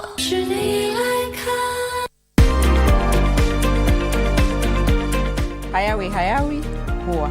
Rais aliweka ahadi ya kwamba ataleta universal health coverage. Nataka kualika tarehe 20 mwezi wa 10 kule Kericho County. Mje tujumuike pamoja na Wakenya wote kuhakikisha ya kwamba hii universal health coverage inakuwa launched. Karibuni sana.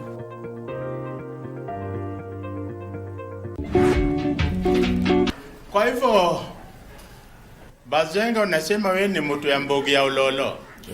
Sasa wewe unaongelesha huyu mzee lugha gani? Nasema tena timia ati nilisukuma wewe. Nikileza mahakama, wheelchair yako ulikuja weka lock. Normally usipoweka lock itarudisha reverse. ikarudisha we reverse, ikaende kaangusha we huko. Orongo tupu. We, kazi yako ilikuwa umeletewa mgonjwa utibu ama uangalie kama ana marasmus ama anafanya vitu gani? I was supposed to treat him. Na mbona hukufanya hiyo hivyo unatakiwa? Akarudi nyuma.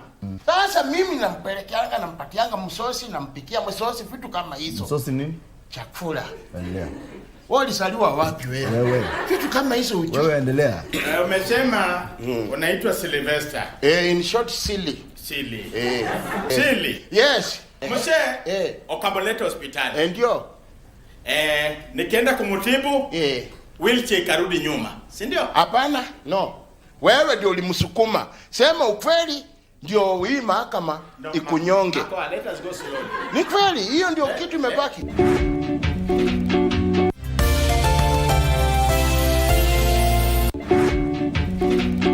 Kwa hivyo Bazenga unasema wewe ni mtu ya mbogi ya ulolo. Sasa wewe unaongelesha huyu mzee lugha gani? Nasema tena timia ati nilisukuma wewe. Nikilisa mahakama, wheelchair yako ulikuja weka lock. Normally usipoweka lock itarudisha reverse. Ikarudisha wewe reverse, ikaende kaangusha wewe huko. Orongo tupu. We, kazi yako ilikuwa umeletewa mgonjwa utibu ama uangalie kama ana marasmus ama anafanya vitu gani? I was supposed to treat him. Na mbona hukufanya hiyo hivyo unatakiwa? Akarudi nyuma. Sasa mimi nampelekeanga nampatianga msosi, nampikia msosi, vitu kama hizo. Msosi nini? Chakula. Endelea. Wewe ulisaliwa wapi wewe? Vitu kama hizo ujui. Wewe endelea. Umesema unaitwa Sylvester. In short silly. Silly. Silly. Yes. Mse, ukamleta hospitali. Ndio. Nikienda kumutibu, wheelchair ikarudi nyuma. Si ndio? Hapana, no. Wewe ndio ulimsukuma. Sema ukweli ndio hii mahakama ikunyonge. Let us go slowly. Ni kweli, hiyo ndio kitu imebaki.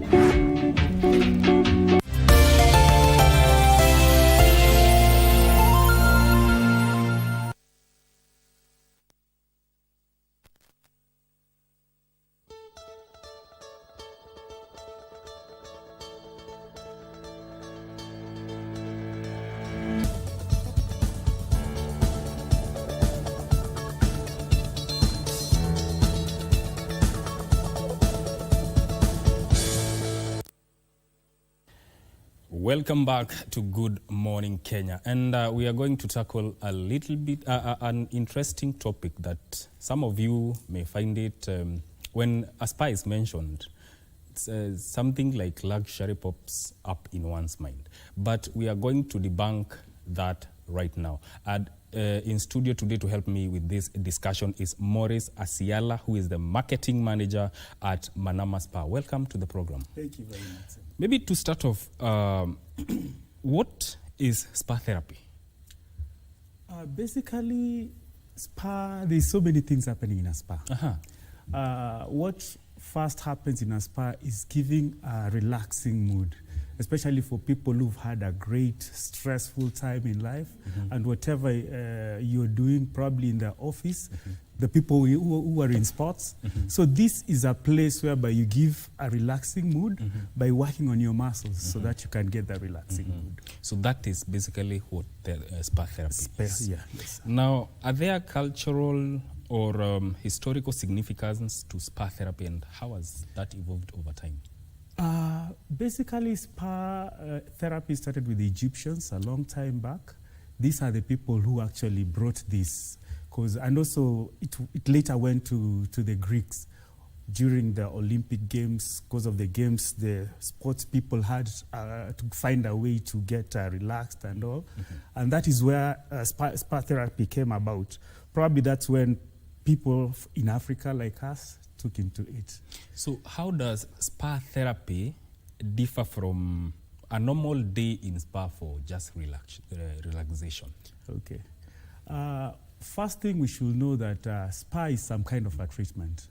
And instead of taking in medicine, you are trying to relax your mind, your body, and your soul. So we do this by either doing massage, because that is basically the predominant thing that happens in a spa, or we allow you to go through a procedure. And that's what we actually are doing at Manama Spa. Nice. Yes. Now, let's talk about the traits of a professional spa therapist. What fundamental traits should this therapist have? Because you are dealing with people directly. Yes. So there are traits and professional aspects you need to have. Talk about that. You mean the people who are running the spa therapy? The spa therapists, the people who offer this therapy, the spa therapy, yes. Okay. First of all, there must be a lot of professionalism, because over the years, spas have been used to be conduits to do other things. Yes. They are used as places whereby something totally different from what a real spa is supposed to be. So we need to differentiate between a spa and those other places that other things happen. Yes. So you must have professionals to run this place. Yes. That is key. And also we have also some, you need to have some level of education, because not anybody can be a spa therapist. You must go through some kind of education. And we are proud because at Manama we have people who are really qualified to do this kind of therapy. So people, one cannot just wake up one day and say, today I can give a massage to anyone, a massage therapy. You must go, there's some level of training involved. Yes, there is some level of training. There are some various colleges that are offering these trainings. And you're supposed to go through this. And if we had a regulating body, probably that's what we'll be pushing for. But basically, yes, you really need to go to get some training, unless it is not the spa that we want to advocate for. Let's talk about the nexus between nutrition, fitness, and mental health included in spa therapy for comprehensive well-being of a person. How does that connect nutrition, spa therapy, fitness, and mental health? Okay, spa especially, it comes in three forms: body, mind, and soul. And there must be a connection between these three, whereby you want peace in your mind, and also you want your mind to be relaxed. And to be able to achieve this is now when we bring in nutrition. And to eat the right kind of food, for you to be able to have a perfect kind of spa therapy. And let me just talk briefly about Manama.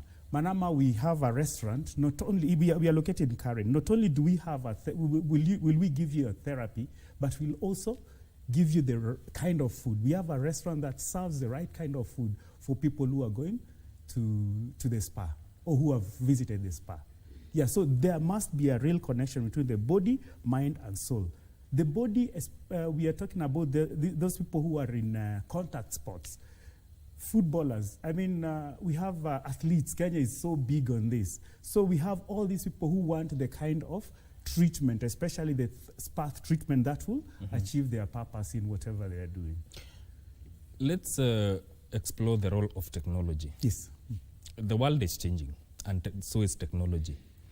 Now, how has technology helped or influenced the spa therapy industry? Are there innovative treatments or devices that the audience need to know about? That's very interesting, because over the years, as days have been evolving, you will find that the traditional way of offering massage and all that has changed.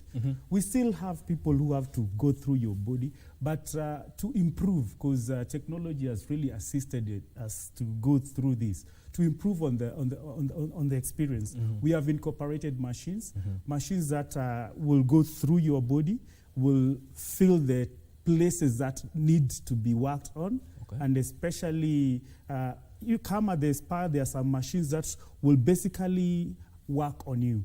So not only will you just find a masseuse doing that, but you also have machines that are able to do that. Wow, that's interesting. Yes. And this has helped, has technology helped in enhancing the business aspect of spa therapy? It has.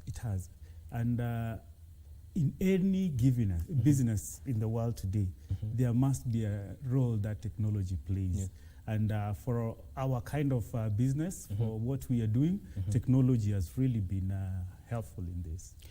Let's talk about some skin conditions. Yes. Are there skin conditions that spa therapy can help in, let's say, skin conditions that can be remedied through spa therapy? Yes. Basically, if you're looking at conditions of the skin, you will require treatment, especially the primary role in a spa is just to maintain the perfect texture in the skin, but not in a spa. You'll not get a treatment as such. We'll just try to look for ways whereby you can improve the textures, the appearance of your skin, and that's also what we also undertake to do in our massage parlor at Manama in Karen. Now, yes. The emerging trends within the spa therapy industry. You know, when you mention spa, yes, people think of indulgence, pampering, and mostly, what are there changing trends in terms of the demographic, the demographics that visit the spa for spa therapies, not only for therapies but also for relaxation purposes? Yeah, and I think it is also good that you've allowed us to come and do a presentation as Manama Spa, because the term and the experience, the spa experience, especially in Kenya and Nairobi in particular, has really gotten a totally different understanding. People will just look at a spa as somewhere where you just probably commercial sexual activities that will happen. I'm sorry to mention that. But that is what we are trying to remove from the minds of people. That a spa not only does that, but it can do much more than that. We look at it as a form of a therapy, whereby you want some help before, even before you get to the hospital.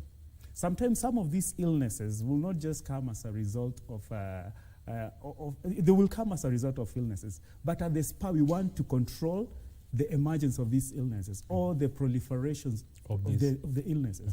So it helps you to avoid those unnecessary visits to the doctor. So it's in a way, it's a preventive. It is a preventive mechanism. Yes. Now, let's look at the benefits of spa therapy. Going to the spa does not only help the body but also the mind. Yes. What are the mental benefits of going to a spa therapy? We have so many. Please explain. First of all, you are looking at peace that you get in your body, because we have a lot of stress today. We have lots of taxes to pay. Yes. We have so many stresses. Education. We have kids who will come with their so many things. So this gives us a form of relaxation from all this, because you realize if all this stress eats you up, you'll eventually become sick. So that's where the spa experience come into play. We give you an experience whereby you relax your mind. It's okay, these things are around. You are not escaping from them. But one of the benefits, it stimulates the lymph nodes, things that will be able to affect the negative imbalance in your life. It also makes your mind relax, because in the world today, there are so many things that will make your mind not relax. Yeah. So when you come to our spa at Manama in Karen, this is what we are trying to drive at. And also, for contact sports, we have so many teams whose role is to go outside there and win. For this country, we have athletes and football that is really huge in this country. We have teams they are winning because they are allowing their players to come to the spa. It relaxes their muscles as a masseuse works on your body. This makes your body relax. So we have sports massaging, we have the mental massaging. I mean, it's an all-round kind of thing. Mental massaging? Yes. Please talk a little bit about that. This actually is what we started by talking about, giving you relaxation. Yes. We are so stressed in the world today. Yes. So you want your mind to relax. Yes. And what's a better place to have this? Some people will go to probably a pub or something, but we are trying to direct people to the right places. Yes. That is a spa. Let's talk about people with chronic pains. Yes. There are people dealing with arthritis, for example. How can they benefit from going for a spa therapy? Because arthritis is affecting so many people. Yes. How can they benefit? How can they include spa therapy as a way to alleviate their pain? That's an illness, because it's an illness. Arthritis, it's something that deals with the bones, and before it gets there, we will suggest that before it gets to this place, because we are not medical providers in a spa. That's why it will not be right for me to say how to avoid getting arthritis. But in a spa, I will try to make it a lot easier for you to escape from the effects of arthritis. But basically what we do to people who are suffering from this is that we give some kind of relaxation through our machines. We have our well-trained masseurs who can be able to work on the bones and also on the various joints that will cause this condition. Can spa therapy be offered like to homes instead of visiting a spa? Yes. For instance, can a person schedule a spa therapy session at their home? Yeah, because you realize there are some people, probably this brings me to the point that some people will associate spa with affluent community. Yes. And we have some people who do not have a problem to pay for this service. As just like any doctor will go to do calls in a house, we also have our masseurs on call who can come to your place. And in Karen Manama Spa, we actually do this. We can have people, they can call us and we can send masseurs to their places. But we need to really make something clear. It is not those other services. This is just a massage that you will get professionally, in a professional way, for you to avoid those lifestyle illnesses that come through. That is what. So don't call us because you want something for other things. Yes. Thank you. Now, how can a person determine the type of spa therapy to get, depending on their health goals? Okay. Yes.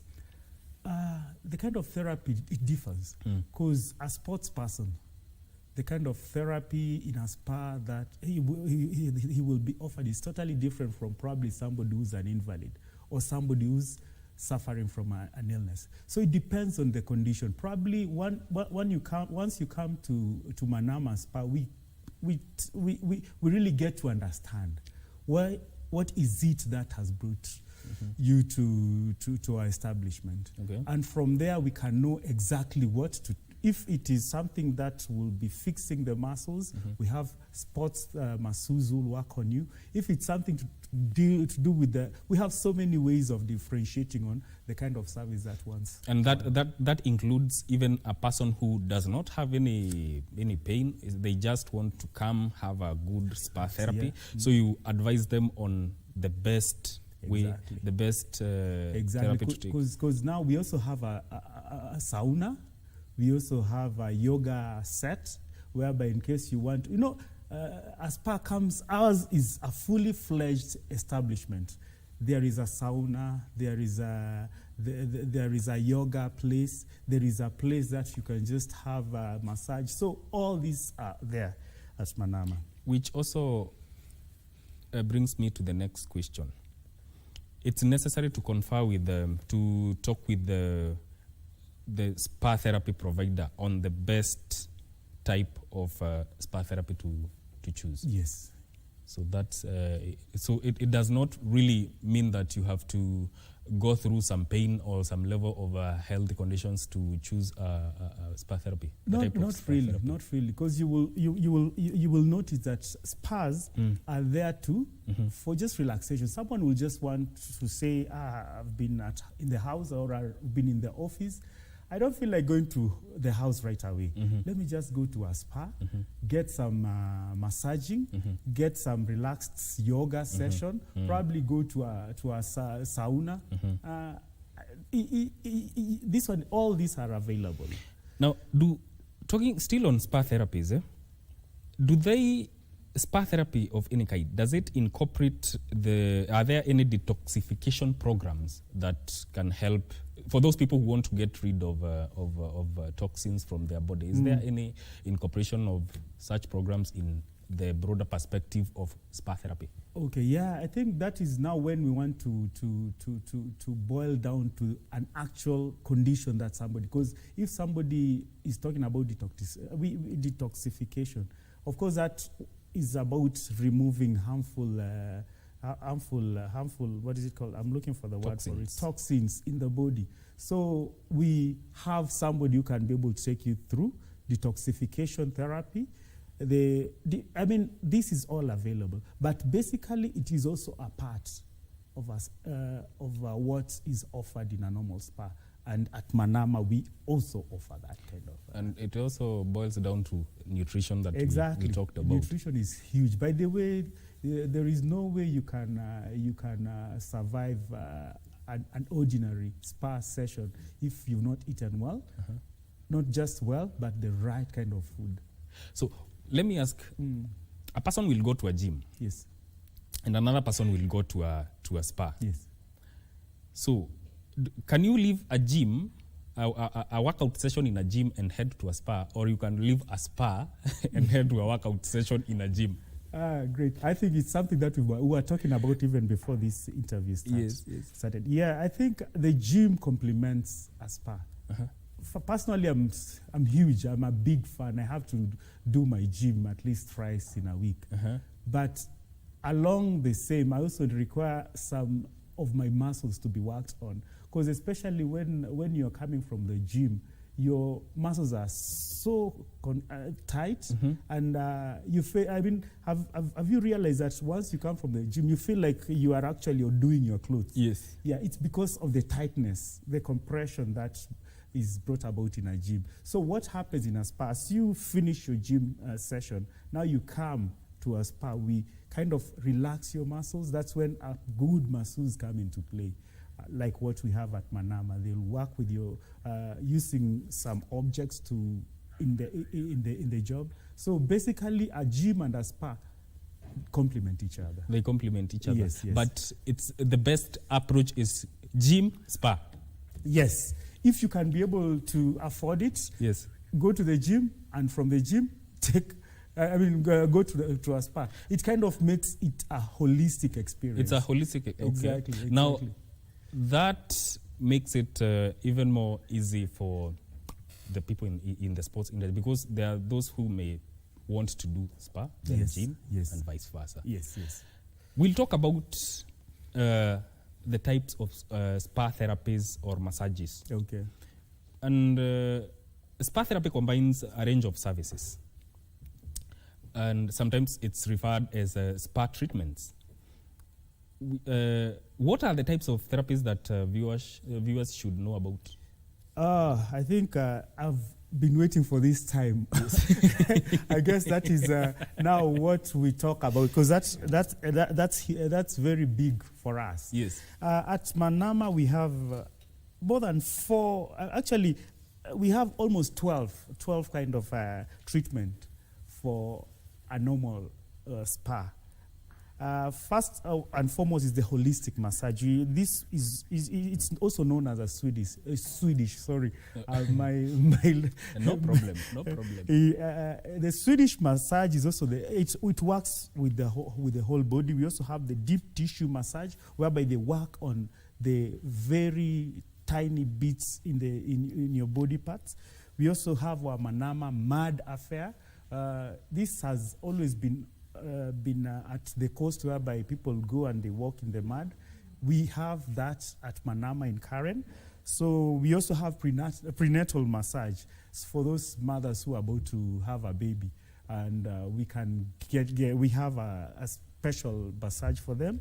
We also, the lymphatic drainage massage. This is about the lymph nodes in your body. Sorry, you want to release the pressure that is in the lymph nodes. That is when lymphatic drainage massage comes into play. Now, there is also sports massage. Yes. All our sports people. We have various rugby teams that come to our spa at Karen, yes. And we, before a game or after a game, they can be able to get their body massaged. And so we have people who are specifically trained for sports massaging. There is also something called aromatherapy. Just by mixing some of the aromas which are kind of herbal, that is also some kind of a massage that we are doing. We have hot stone massage. I'm sure you have been to a massage parlor and they place some funny stones. Yes, at the back. These have a specific place because they actually work on the special points, especially in the body, the pressure points. So there are specific pressure points that will place this stone. Some of them are a little bit warm and some will be very cold. So the hot stone massage is also offered at Manama Spa and Restaurant. There is also head and neck massage, back and shoulder. There is also a thigh massage. We have so many. We also have body scrub, mud wrap, foot reflexology, sauna and steam. All these are offered at Manama Spa and Restaurant. We are going to take a short break, and when we come back, we are going to talk about specific therapies that would best address health issues like muscle pain, skin problems, and pressure-related problems. We are going to take a short break. Good Morning Kenya continues shortly.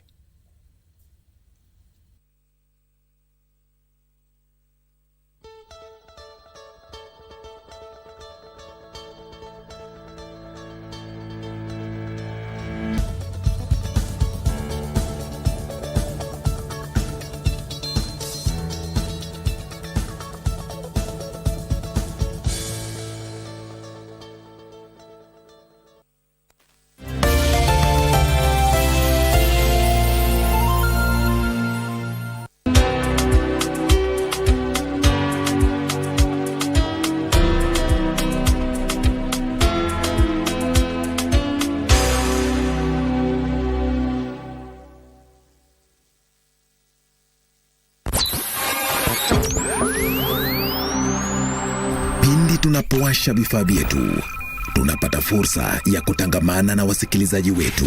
Karibu sana thĩinĩ wa tabarĩra ya Rwiga. Tunapeperusha utangazaji ulobobea katika habari, nĩ ũndũ wa macio na mangĩ maingĩ, burudani, aha nĩ harĩa tũkoragwo tũkĩigua nyĩmbo mwaki nyĩmbo hoda na hamasisho la kiroho.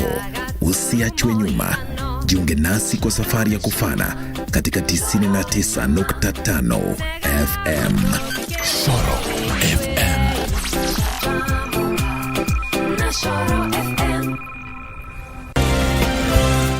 You were aware that Alejandra was with Uriel, and you did not say a thing.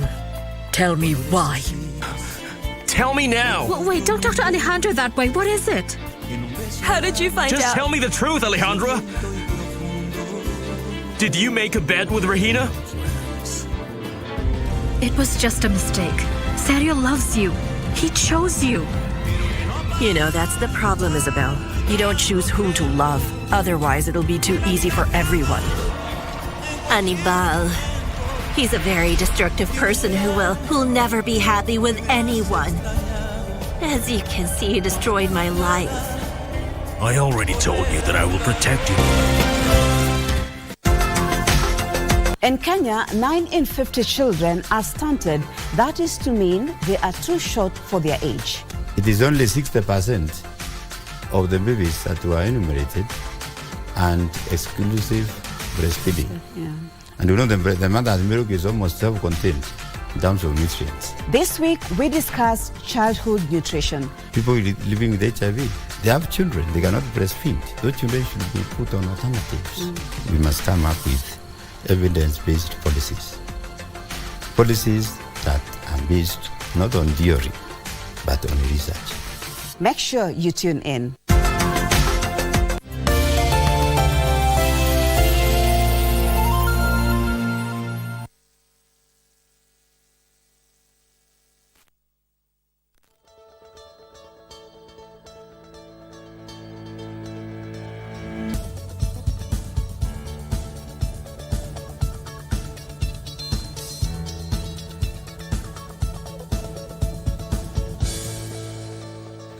And welcome back to Good Morning Kenya. We are talking about spa therapy. And before we went on a break, Bwana Moses, I wanted, Maurice, yes, talk about, there are two therapies I want you to highlight and talk about, aromatherapy and hydrotherapy. Okay. Briefly talk about each. Simply put, aromatherapy is about having some special kind of oils that by breathing them in will work on your body. And remember, it's not just by breathing them in, they also work on your skin. Wow. So as you take these oils and the flavor, the smells from this oil, you get your kind of treatment.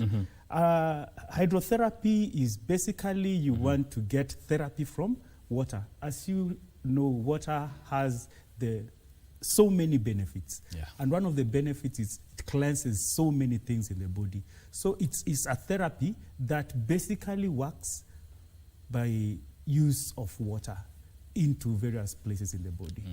It's very helpful. You have been very, in our talk, you have mentioned sports therapy. Yes. Elaborate on its importance, because many people, or we have teams that have full contact sport, like rugby, as you said. Yes. What's how important is spa therapy for these athletes? Basically, and actually at this point in time, let me mention that if there is a team worth its salt and does not include a masseuse or is not involved in spa therapy, I doubt if they will go any far, especially in their discipline. So because it's very, very important, especially in contact sports. These are sports that will require a lot of movement. The limbs will do a lot of work. So before and after, you really need to have some kind of massaging to work on specific places. We have teams, we have rugby teams, football teams that have sessions with us. And that we also want to tell any sports manager here who is also looking for a very good spa to take care of your team. Manama Spa and Restaurant in Karen will be your place. So what happens is that we work on specific places, specific points whereby these sports people have pressure, and it enables them to perform even better. Yes. Let's now shift gears to affordability. We've talked about spa therapies, we've talked about the types of spas, the type of treatments, but it all boils down to money. When it comes to massage or spa therapy, it's associated with the high and mighty, or in the urban centers, people who can afford it. How accessible are spa services to the ordinary Kenyan who wants to do a spa therapy without breaking the bank? Yeah, I mean, a spa, just like any other business, we are trying to make profits. And we also try to get as many people as possible to come to Manama Spa and Restaurant in Karen. But it's really, I mean, if you really are keen, just like you will plan for your food, the food that you want to eat in the house, and you budget for that, you will also find time for a spa therapy. Because, I mean, it's about your health. What is more important than your health? Nothing. a spa really makes your health, makes you to be much healthier. So it's not an affluent. It's not just for the affluent or people who have money. You know, we realize that now we have so many issues, and getting people to spend money on spa and its benefits it's a little bit hard, but we have costs that will be associated. I mean, we have therapies. I mean, services that will fit a normal, ordinary citizen who will want the best in their life. So, what factors influence the cost of any spa therapy? Basically, is the type of condition that you have, because. Of course, if it's a sauna, there are so many things that we will have to use. We have to use the electricity. We have to use the staff who work in our establishments. We also have to use some many chemicals too. So, sorry, I might have digressed. What was your question again? It's about the factors that influence the cost of. So the factors will be the type of therapy that you want. Yeah. Okay. If it is something, because you'll find a therapy that will require much more in terms of energy, in terms of machines. We've talked about technology, and there's some therapy that will just need a masseuse to work on you. Of course, the one that will require so much will have to cost more than that which requires a masseuse. I want you to close with this question, with an answer to these questions. What is your advice to Kenyans who may want to include spa therapy in their self-care routines? I will want to tell them this, Mike, that they should have done it a long time back, like even yesterday. And some of these lifestyle illnesses, even before getting to where they are,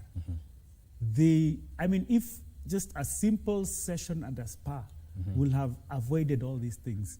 So any ordinary Kenyan, it's not just for people with it, but it's for anybody who values their lives.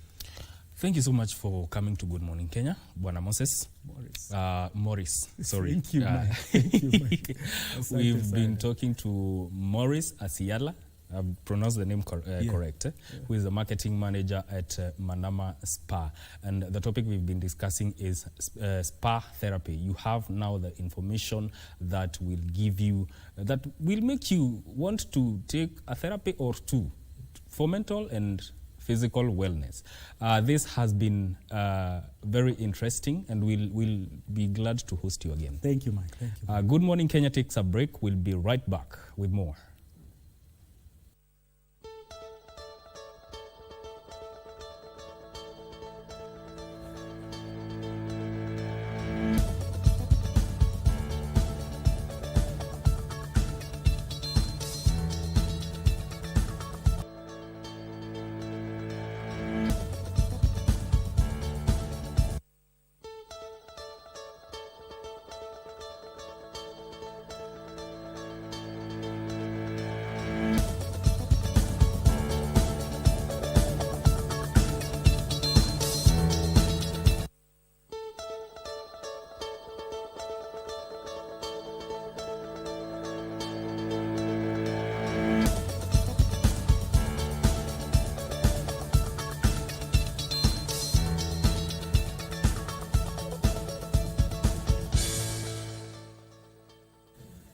Welcome back. Good Morning Kenya continues now, and in studio I'm joined by Harriet Njoki Mboshe, who is an advocate of the High Court of Kenya, and we are tackling women at the forefront. Karibu sana to the show, Njoki. Thank you very much, Mike. How are you doing this morning? Very well. How are you? Mi niko sawa. Wacha niseme good morning. Good morning. El Nino imekupata wapi? El Nino haijanipata sana. Yes. I'm actually, today is a beautiful day. Yes. Yeah. So imeanza ndio, but so far. Let's get into it. Tell us about your journey into becoming an advocate of the High Court of Kenya and actually founding Njoki Mboshe and co-advocates. How was the journey? Thank you, Mike. It hasn't been a one-day journey. Yes. It's been a process. Yes. And that's what I always encourage people to appreciate. Yes. So I started, of course, in nursery school and in primary school, class 1 to 4 in Mombasa. Yes, you look surprised. Nikikuongelesha Kiswahili bwana, utashindwa kuendelea na issue. So class 1 to 4 Star of the Sea Primary School, yes. Mombasa. Then class 5 I went to boarding in Nyahururu. Class 6, Nyahururu is very, very cold. Yes, I've been to the place. Yes, so I was moved to, of course it wasn't just myself, but also with my sister. We then transferred to another boarding school in Moranga called Kibudha Girls. Then I did my class 8 there. Of course, I liked quite a bit of music festival. Yes. I remember when I was in primary school, we actually came to KBC. That was my first time here. Wow. Sijakuja tena after that, and I'm very happy to come and say good morning to the country from here. Yes. But then after that, then I went to Kahuhia Girls High School. Kahuhia, the famous Kahuhia. Kahuhia Girls High School. It's also in Moranga. Yes. And that is, I was also a head girl there when I was in Form 4. And then I went to the University of Nairobi. But before the University of Nairobi, immediately after I cleared school, my father was not one who liked people hanging around. So he took me to college a few months as we were waiting for the results. In March the next year, I was in college at KSPS then. They offered a diploma, so I took a diploma. Then when now the results were coming and I was supposed to go to campus, I decided I was already making money. Oh, okay. So it wasn't much, but you see, as a young person, it was something. It means something, and already you have some level of independence. Yes. But I also knew from a young age that I wanted to become a naval officer. But then I was encouraged that that's a decision I can make later. So now that I have finished, and also because one of my siblings also really wanted to become a lawyer, and of course she's not a lawyer now, she changed her mind along the way. But it was now something that was already a conversation in the house. So, and I also liked watching the movies and all that. Yes. So then later, after a while, then I went, completed everything, undergrad, then also did my master's I graduated 2012. Yes. Then did my master's, and I am also doing my PhD. I submitted my thesis about 2 weeks ago for PhD. But then after I did my pupillage, and I was, because the practice of law requires that after you have done your undergrad, in Kenya at least, then you go to the Kenya School of Law. Yes. And then after that, you undertake pupillage. And after pupillage, now with the current law, you can once now you have been admitted to the bar, you now become an advocate and you can open your practice. To a person who is watching right now, you have mentioned pupillage. Yes. Somebody may be wondering, what is she talking about? What is pupillage? Yes. Yes. So what is supposed to happen at pupillage, and what really pupillage is about, is that now you are learning practically the trade and practice of law. Because you see in undergrad, you have the moot courts where you're experiencing certain aspects of practice, but it's not 360. So now you have undertaken your classes as a degree student, you've gone to Kenya School of Law, you've done class again, so it's a work experience, more or less, but not in your name. So you're not collecting clients' money and saying that you're representing them. No, you're still learning, but under somebody. Okay. Yes. It's some kind of an apprenticeship. It is indeed. Yes. So what motivated to get into law? Because I've heard you wanted to join the Navy. Yes. What motivated you to join the legal field? Yes. Number one, of course, the influence of my siblings. Yes. And also the influence of my parents. I recall now when I shared, and as I was growing up, and I was sharing with my father, for instance, about going to the Navy. He said, you'll do it when you finish and when you're old enough to make certain decisions. Yes. So clearly he wanted for me to first do certain things. Yes. And also, I also have a passion for fighting for causes that I believe in. Yes. So it also comes naturally. Because again, sometimes you can force a child, say, to undertake a degree or something that they don't enjoy. It happens, yes. But then they bring you the degree, and then now they go and do what they want. So for me, also serving people and also championing causes that I strongly believe in is something that I personally embody. Yes. So then the practice of law comes naturally in that sense. Now, let's talk about the head of state commendation. You received the head of state commendation in 2021. Yes. Yes. What are the key accomplishments that you think led to your recognition? Thank you very much, Mike. You know, one of the things I always say about myself as a person, and I encourage people to think about every day, it's really about, and it comes also from various quotes that have been said by different people, it's really about what contribution you can make for your community, for your country. So what I have consistently done, even as, for instance, an advocate and as a human being, is to ask myself, whenever I have a platform, how can I serve my country best? For instance, when we had, whenever, in one of the areas I champion, and it's also my area of PhD, the blue economy, when there was the conversation around the world about the blue economy, then myself, as someone who's already doing the maritime work, and various other people who were then in the field, made a strong case for certain things to be done. And as we were in the process, of course now Kenya became the host of that Blue Economy Conference in 2018, and I deliberately undertook to make sure that I was facilitative of the process and was part of the committee that then organized that conference, and it was very, very successful, and it put Kenya really at a unique place in the map.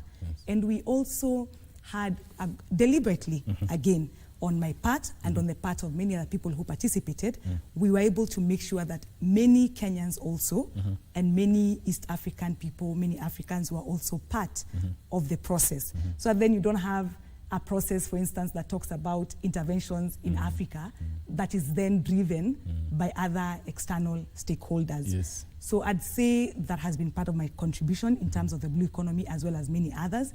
I've also deliberately undertaken participation in various processes that then are geared towards good governance in the country. For instance, we had the Building Bridges initiative. There were so many other things that came before that. For Kenyans who will remember the post-election violence and the cycle around that, and not just once. So when then I have also participated in the various engagements to make sure that as we go along, in Kenya's elections, we are saying, never again. Never again should we have chaos, never again. Of course, we still continue to have certain challenges, and that is one of the things, for instance, when we were working on the Building Bridges initiative and the BBI report, I was a technical expert there, that was really the conversation that also drove the process. How can we make sure that never again Kenya is put in a position where the world is looking at us and marking us red? And saying you cannot, there's no stability, there's no this. Kenya is a country that has great potential. So there are many contributions, and it's a conversation that can go on. Yes, your head of state commendation was well deserved. Oh, thank you so much. Now, let's talk about, you're also a council member at the Law Society of Kenya. Yes. In your own perspective, how do you think the Law Society of Kenya can contribute in shaping the legal landscape in the country, and also create more space for women lawyers? Mike, the beautiful thing about the Law Society of Kenya is that, and it's really one of those things that I talk about when I talk about the issue of the rule of law. The Law Society of Kenya is established by an act. An act of parliament. So our mandate is very clear under Section 4 of the Law Society of Kenya Act. And in that regard then, all those questions of how, because it talks about standards, it talks about helping government, helping the judiciary, it talks about helping the citizens, it has a 360 perspective in terms of the role of the Law Society of Kenya. So it's not even an issue of what I really think. It's actually a duty of the Law Society of Kenya in the Act to make certain interventions that then take us to exactly where you have proposed. Nice. Now, you played a vital role in organizing the Sustainable Blue Economic Conference in 2018. Yes. And you have touched on it, actually. So, can you talk about possible or the outcomes of that conference? The outcomes, what was achieved by that? Indeed. Yes. So, one of the most, there's what we call the low-hanging fruits. One of the immediate and low-hanging fruits in terms of what we were able to achieve was the fact that then we were able to place Kenya high up in the global, sphere. Yes. So then, very few people will now ask you, where do you come from? And you tell them Kenya. They won't tell you Keka. They won't stammer. They won't be shocked. And Yes. then, so Kenya then becomes a global name. It becomes a global brand, as we are supposed to be. So as a low-hanging fruit, also there was the statement of intent in terms of the commitments that then came from that particular conference. And what was important, and it's very useful for us as a country, is that then Kenya took certain commitments, including setting up certain institutions. And that then will move forward the conversations around the blue economy and sustainability. Nowadays we are talking a lot about sustainability. Yes. Climate change also brings in the questions of sustainability. Yes. So as a country, then it put us there. There was a requirement, specific requirements for the country to make certain interventions. One of them, for instance, was to set up a center of excellence. And what we did then, because I also teach at the University of Nairobi at the law school, so what we did is that together with about 4 colleagues, we were then able to take up that obligation and say we are going to help Kenya achieve the obligation of setting up a center of excellence with respect to the blue economy. So we have already set that up. It's already up and running. It's already up and running. Wow. Yes. So we do have a presence at the School of Law in Parklands, and then we have in Mombasa, because the School of Law also has a presence in Mombasa, yes. and Kisumu as well. So these obligations we have actually been able, even at a personal level, to assist in terms of implementation. And you see, it has a bigger impact to the country because then we are making sure that we are making deliberate contributions for ourselves as well as for the world. Nice. Yeah. Now, you're also a founding member of the Maritime Center, as you have said. Yes. Talk about the objectives of the organization and its contributions to the maritime sector in larger East Africa. Yes. That's very important because as late as a few days ago, I actually had another engagement that relates to that. One of the things as a center in terms of our objective was that, fine, Kenya has obligations under the Sustainable Blue Economy Conference that we have discussed. Yes. So do we fold our arms and wait for other people to implement it?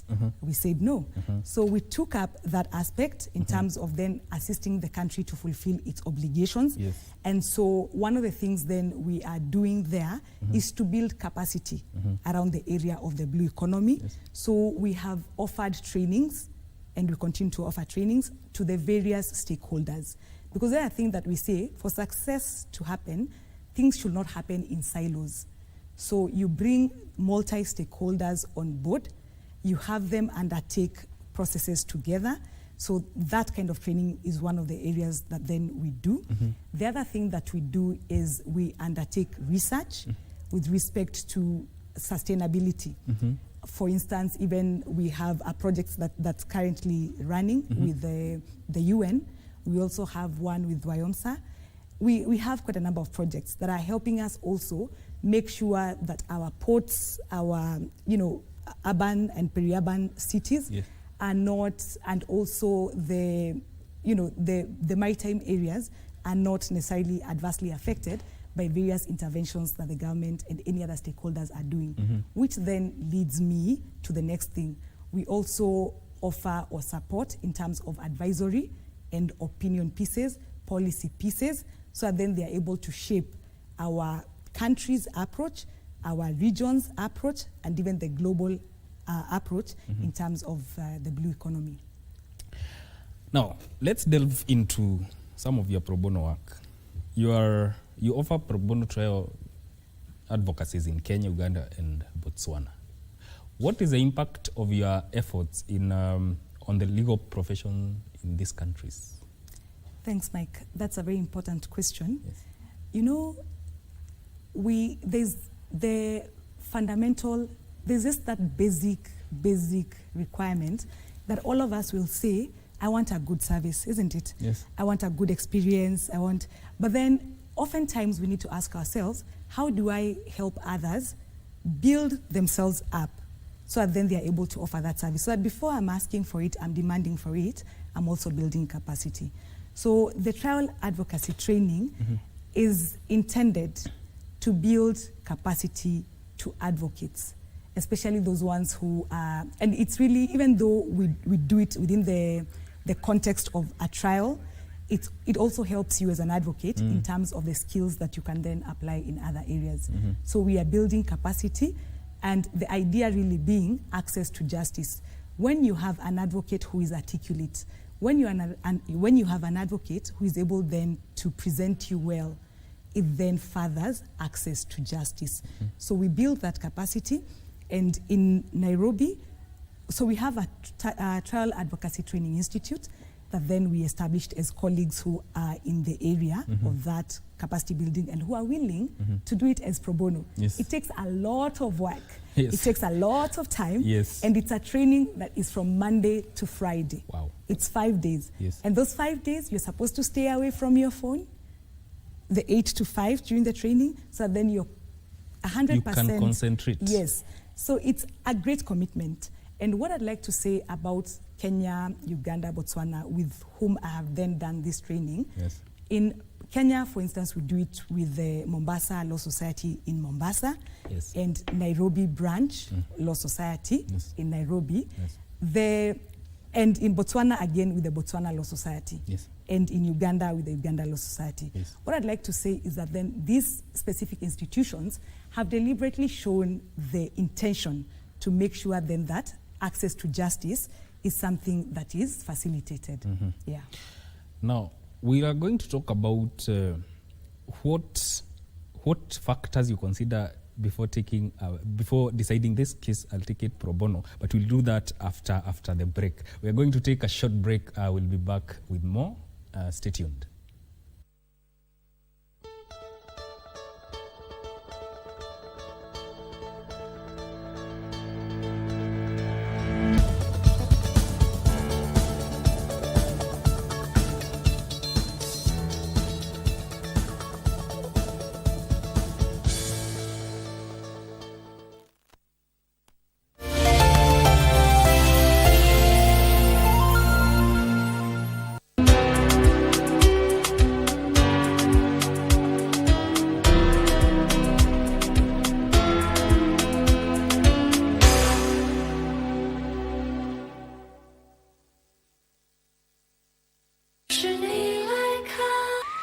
Do you still remember what happened? No, not a thing.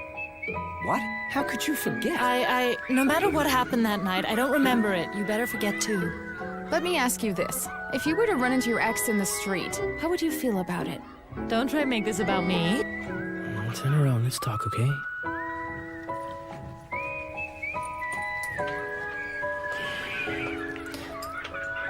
I'm not saying that we shouldn't go anywhere. But every time I ask you about it, you act like it's gonna kill you. Live from Broadcasting House, Nairobi, Kenya. This is KBC English Service. Welcome to Beat Time Show, the very best of the 80s and 90s with me, John Korani, JK. Timeless music hits across the decades. This is the place to be after you've had a tough day. Here we celebrate love and life.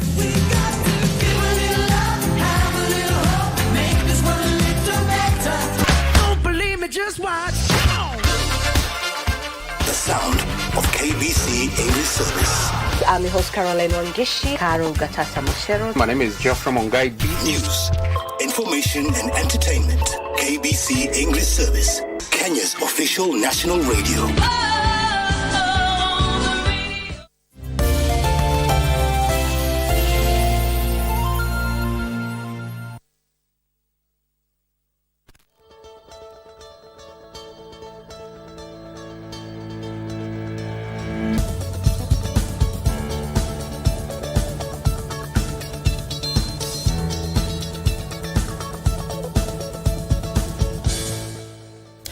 Karibu sana tena sana. Now, as we continue with this conversation, Njoki, let's talk about pro bono.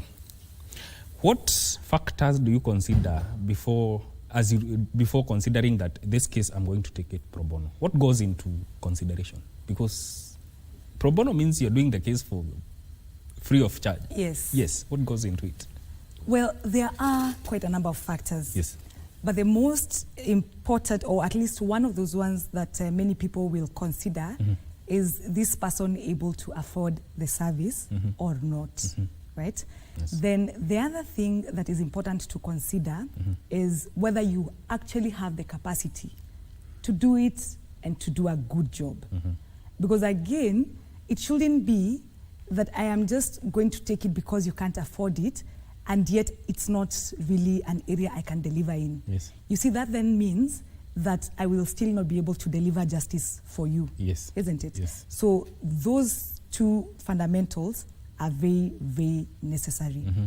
Can I do it effectively?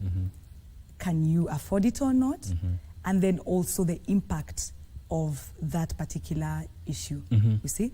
So especially sometimes because you may have capacity challenges, Yes. you may not be able to take up as many. So you just look at it and ask yourself, what is the impact that you're going for? Yes. Is it that the thing that you're focusing on now is to, say, deal with issues of sexual harassment? Yes. So then it means that also you have an interest Yes. in that agenda. So then it also pushes your ability to invest in it. And that ability to invest in it then affects your ability to deliver and to do a good job. Yes. Yeah. Now, in your dissertation, you talk about settling maritime disputes amongst the Indian Ocean rim states. Yes.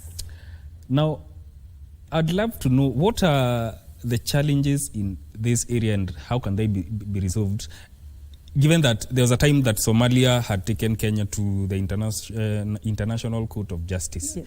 How do we handle those disputes among these countries? You know, Mike, and really it's also one of those things that when you talk about the HSC, Yes. come very quickly to mind. Yes. Kenya and Somalia, yes, had a maritime boundary dispute. Yes. And it is important to say, even as I say had, Yes. it is because whereas the ICJ delivered its decision, Yes. kwa ground mambo ni different. Different, yes. You see, Yes. and that's the thing. So if we are to truly have effective solutions, then we should agree that African solutions are best coming from Africans Yes. themselves. We have the African Union, and I think it is important that it really takes the center stage in terms of facilitating these processes. My observation, because this is a research that I have undertaken for quite a bit of time, is that increasingly, even though we are championing the what we call the Afrocentric approach, still our African institutions are not necessarily taking up the role. Yes. We need to step up both at the national level as well as at the regional level as Africa. So then we can ask ourselves, with our colonial background and the fact that then we ended up endorsing and adopting the maritime boundaries then. Yes. Yeah. So how then does that impact us? So essentially we are the same people. It's just that then we have those boundaries that came in. So, and boundaries have a cross-cutting effect. They have an economic effect. Yes. They have a social effect. They have many kinds of effects. So it is important, therefore, Yes. that as we think about dispute resolution, we make sure that there is local ownership, right? Yes. So even when Kenya goes to the ICJ, when Somalia has gone to the ICJ, Yes. the ICJ has delivered a verdict. Yes. Subsequently, thereafter, you find the president saying, not an inch. Yes. We are not going to give up even an inch of our territory. Yes. It's because we were given a decision of the ICJ. Yes. You see? At some point, we even said we are not going to participate in that process. It is biased and all. So there lacks ownership in the current dispute resolution framework that we have under the United Nations Conventions on the Law of the Sea. And that is the one then that prescribes the ICJ is one of the platforms that then we can go to. So I'd say as a region and as a country, one of the things that then become very important is the need for us to step up and take up ownership of the processes, so that if there's a dispute, can the African Union, can our regional leaders work towards an approach that then is going to be win-win for everybody? Right now, the ICJ framework is more or less a winner takes it all, and which again is the same problem that even as a country we face in our elections. Because it's a winner takes it all, we can see what happens then after the election. And it's the same thing really that even happens after the judgment of the ICJ, for instance, like the one that we had. There's no local ownership. Now, we can't talk about women at the forefront without mentioning the 2/3 gender rule in the country. So I would like, from your own observation, have we, or what are the challenges hindering the achievement of this rule in the country right now, and how can it be mitigated? You know, Mike, as you know, you have said that I'm a council member of the Law Society of Kenya. It was through an election. And we have many other opportunities that women can take up, both elective and non-elective. But increasingly, what I have observed is that for various reasons, including the challenges that come with going after those respective offices, then they can deter you if you are not 100% resolved. So what I have observed is that we have internal barriers that then make you second guess yourself. So how to cure that, you must be self-aware and say, I actually want to do this, and then you must have the confidence to follow through. So at a personal level, we need to have as many women as possible making that deliberate step. Because you see, Mike, I may very well have had an opportunity to come to KBC. But unless I am resolved to come to KBC, I would have called you this morning and said how unwell I am, isn't it? Yes. So one, you must have the resolve, even to offer yourself for leadership, and then the confidence to follow through.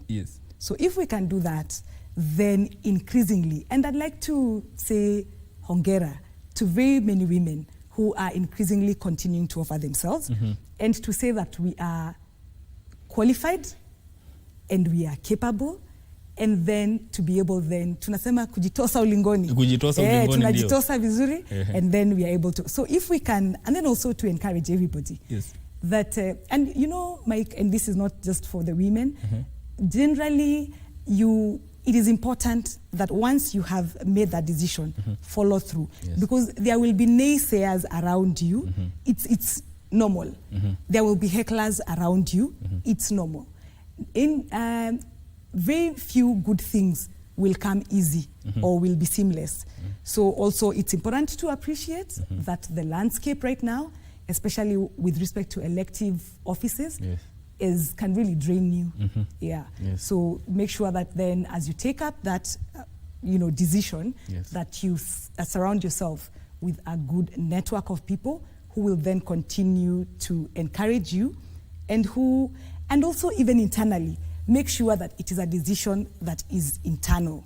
So that even when you face challenges, you say, maisha ni msimu. This is one of those seasons where I don't know what is happening, but because it is a season, it will come to an end. And do you think there is enough public awareness around the 2/3 gender rule, and is there enough public support and awareness on the same? There is a significant level of sensitization. I'd say we are certainly not where we were in the 1960s. We were certainly not where we were 20 years ago. And partly some of it is towards, we need to acknowledge our 2010 Constitution. So those events have happened. We also have had women like Wangari Maathai who have come forward and really offered themselves. And you see even what happens to that. There are so many things that discourage you along the way. So just to suggest that as we talk about sensitization, there are other things that happen in the back burner. So that you can be very well sensitized and you actually want to take up that position of leadership or position of service, but then there are other barriers, that both internal and external, that then could hinder you. So have we undertaken 100% in terms of sensitization? I say no. We have done significant, but not 100%. And why haven't we? There are certain reasons, including certain cultural reasons, where certain conversations are not had, so that a certain objective is not met, or a certain objective is met. So there are things that we can do to make it better. So what is the role of the public? What role does the public play in the implementation of this two-thirds gender rule? The public plays every role in it. Because even the leaders that we have, they come from the public. Yes. The leaders are members of our society. Yeah. It's even a requirement before you are cleared to vie for office, that you belong, or that there's a certain deliberate connection between you and the place that you're seeking to serve. So that if, number one, we need to be deliberate even in terms of our election, our elective processes, we need to be more deliberate in terms of that. Number two, we also need to encourage the women to come forward. Number three, as the women come forward, I don't know whether you will agree with me or not, Mike, but the political terrain is very difficult. Women tend to be taken down. Yes. If you and I have a scandal today, you will look like a star. You'll be and I will be pummeled demonized. And it's the same scandal, and perhaps you're even the perpetrator of it. So I also urge the public to be fair. Yes. Be fair, because it is, and when I talk about the rule of law, it is because we must have an objective criteria for everybody. Yes. So that it's not that when a woman does this, it is Allah. Yes. Yes. So let's have that objective criteria. Yes. So that all of us are then measured through that lens. Yes. And then we can say, yes, this person is qualified, yes, and let us encourage them. Yes. Yes. So the public has a great role, even in terms of how either they will encourage you, yes, and I also am a beneficiary, yes, of that encouragement, but also in how they bring you down, yes, because I've also faced my significant portion of hecklers. Now, as we talk about women on the forefront, and the importance of diversity in leadership, what does having women at the forefront, or how does it benefit organizations and the society at large? That's a good question, yes, Mike. Because of certain inherent aspects, there are certain perspectives that we may share. For instance, if you're talking about maternal health care and the provisions of that, yes, the legal provisions in terms of that, yes, you can speak well as a man and as a lawyer, but there may be a different lens that I may be able to bring in. So it's mainly about the perspectives. Even the fact that I have done maritime law and have studied it and have researched in the area of maritime boundary disputes, it doesn't mean that you can't speak about maritime boundaries. Yes. But there is a certain unique perspective yes, that I will bring on board, yes, by virtue of that extra thing, yes, that I have done. So, and that's why I'd say it's not a favor. It's when we say that women should be onboarded, it is actually in the best interest of the public, yes, and in the best interest of all the processes that we undertake, yes, that then we bring in that extra lens, yes, that extra perspective, it's not even extra, that very crucial perspective. Without that ingredient, then the process is not complete. Yes. Yes. It also brings about the idea of education and skill. Yes.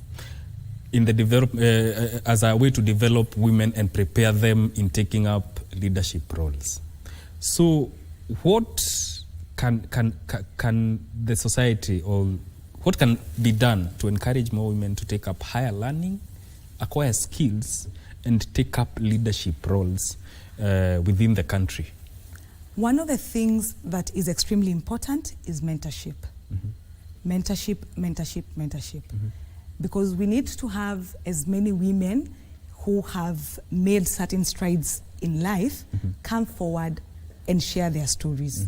So then someone can say, all right, so I have also gone through this, and I can make it. If Mbosha is making it, then I surely can make it.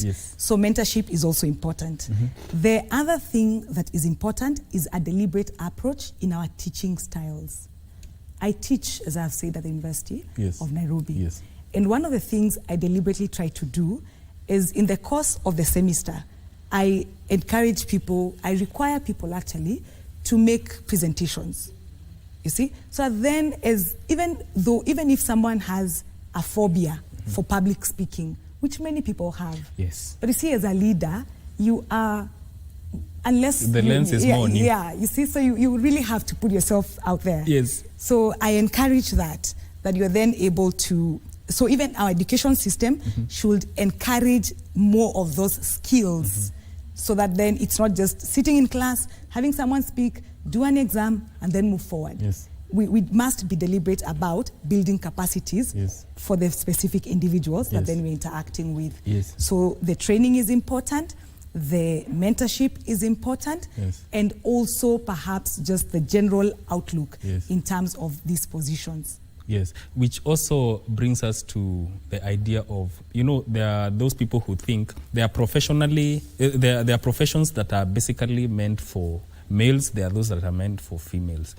How do we change those perspectives, especially when it comes to women? Because right now, more women are taking up leadership positions. How do we change these perspectives? Again, by having as many people as possible, number one, coming and actually sharing their stories. So then you can say, traditionally we've been told a woman can't be a pilot. Now we have a woman pilot. Things such as that. So mentorship is important. But also the other thing that comes to mind very quickly in terms of that is if we can then deliberately, and very deliberately, so there's a little mic I'd like to share with you, and I'll share it very fast. And it's not my riddle. I've had it several times, so I don't claim originality for it. But it takes us to where you're saying, our father and son are driving, and along the way, they get involved in an accident. And the son is taken to hospital. At the operating table, the doctor says, oh no, hold off, this is my son. Very quickly, when I ask you who that parent is, many people will say it is the father, isn't it? But it's the mother who is the doctor. The father was also in the car crash, you see. So you see, so also we must have a society that then deliberately starts to think about women occupying those spaces. So legislation alone will not be enough. And people talking about it will, to a great extent, help. So we need, as much as possible, to also deliberately debunk those myths. Because as you have seen, many people often say, Allah, the father must have the father must have, survived the accident. But it's the mother who is the doctor. So some of your passions include country, family, litigation, God, marriage. How have they influenced your work and perspective on life? It's very important because, again, like I was telling you about how we approach training and how we approach, saying that things are not done in silos. If you train a naval officer and then you train a prosecutor separately and they're going to deal with the same offense, then there may be a disconnect. So I have identified things in my life that are important, and like we have said, God is important to me, family is important to me, my country is important to me, and so when I serve, when I make decisions even of service, I ask myself, will they be able to speak into those areas? You see? So there's no silo in my life. If I am teaching and I'm teaching governance, it will touch on all these areas. So I'll be asking people, should we regulate religion? Yes. For instance, when I'm teaching law, democracy, and governance. So they speak every day into my life, so then there is a 360 perspective. Yes. When you remove family from this other thing, it means that then, for instance, I'll be running for office, and you see, like right now, for instance, when I'm vying for the presidency of the Law Society, I'll be running for office, but then I then will not tap into the family support and family encouragement. And yet you see, my family is also going through this journey with me. Yes. When I get home and I'm tired, everybody is asking, oh, are you okay? You see, so you can't, I feel that it is important, even though there has to be certain parameters that then you can leave work, but then it's important that then they feed into each other. Yes. That way, you get a 360. Jockey, your parting shot. My parting shots. Yes. Number one, I don't know whether you know this, Mike, but I'll be offering myself to serve as the president of the Law Society of Kenya. I hope that members will vote for me. It's advocates who vote.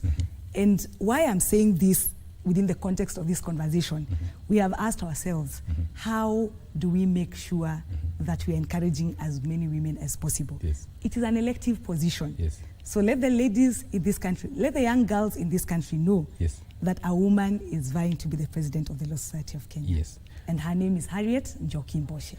Thank you so much. And Thank you. All the best. Thank you very much, Mike. We'll be glad to host you again. I would most certainly love to come back here. You know, KBC is the national broadcaster. Yes. So for me, it's also a national duty to come to the National Broadcasting House. Yes. Yes. We have been talking to Harriet Njoki Mboshe, who is the advocate of the High Court of Kenya. And this caps the lead on the Good Morning Kenya for today. I have been your host, Mike Migwi. Enjoy the rest of your viewing. Good morning.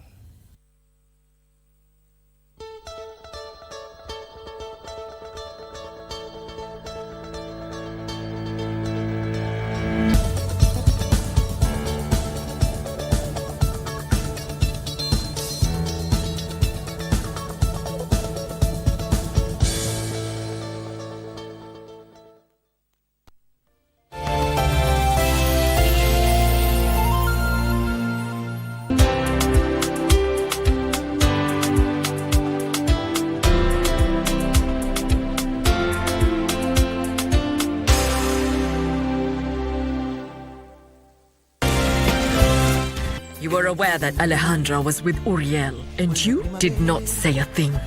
Tell me why. Tell me now! Well, wait, don't talk to Alejandra that way. What is it? How did you find out? Just tell me.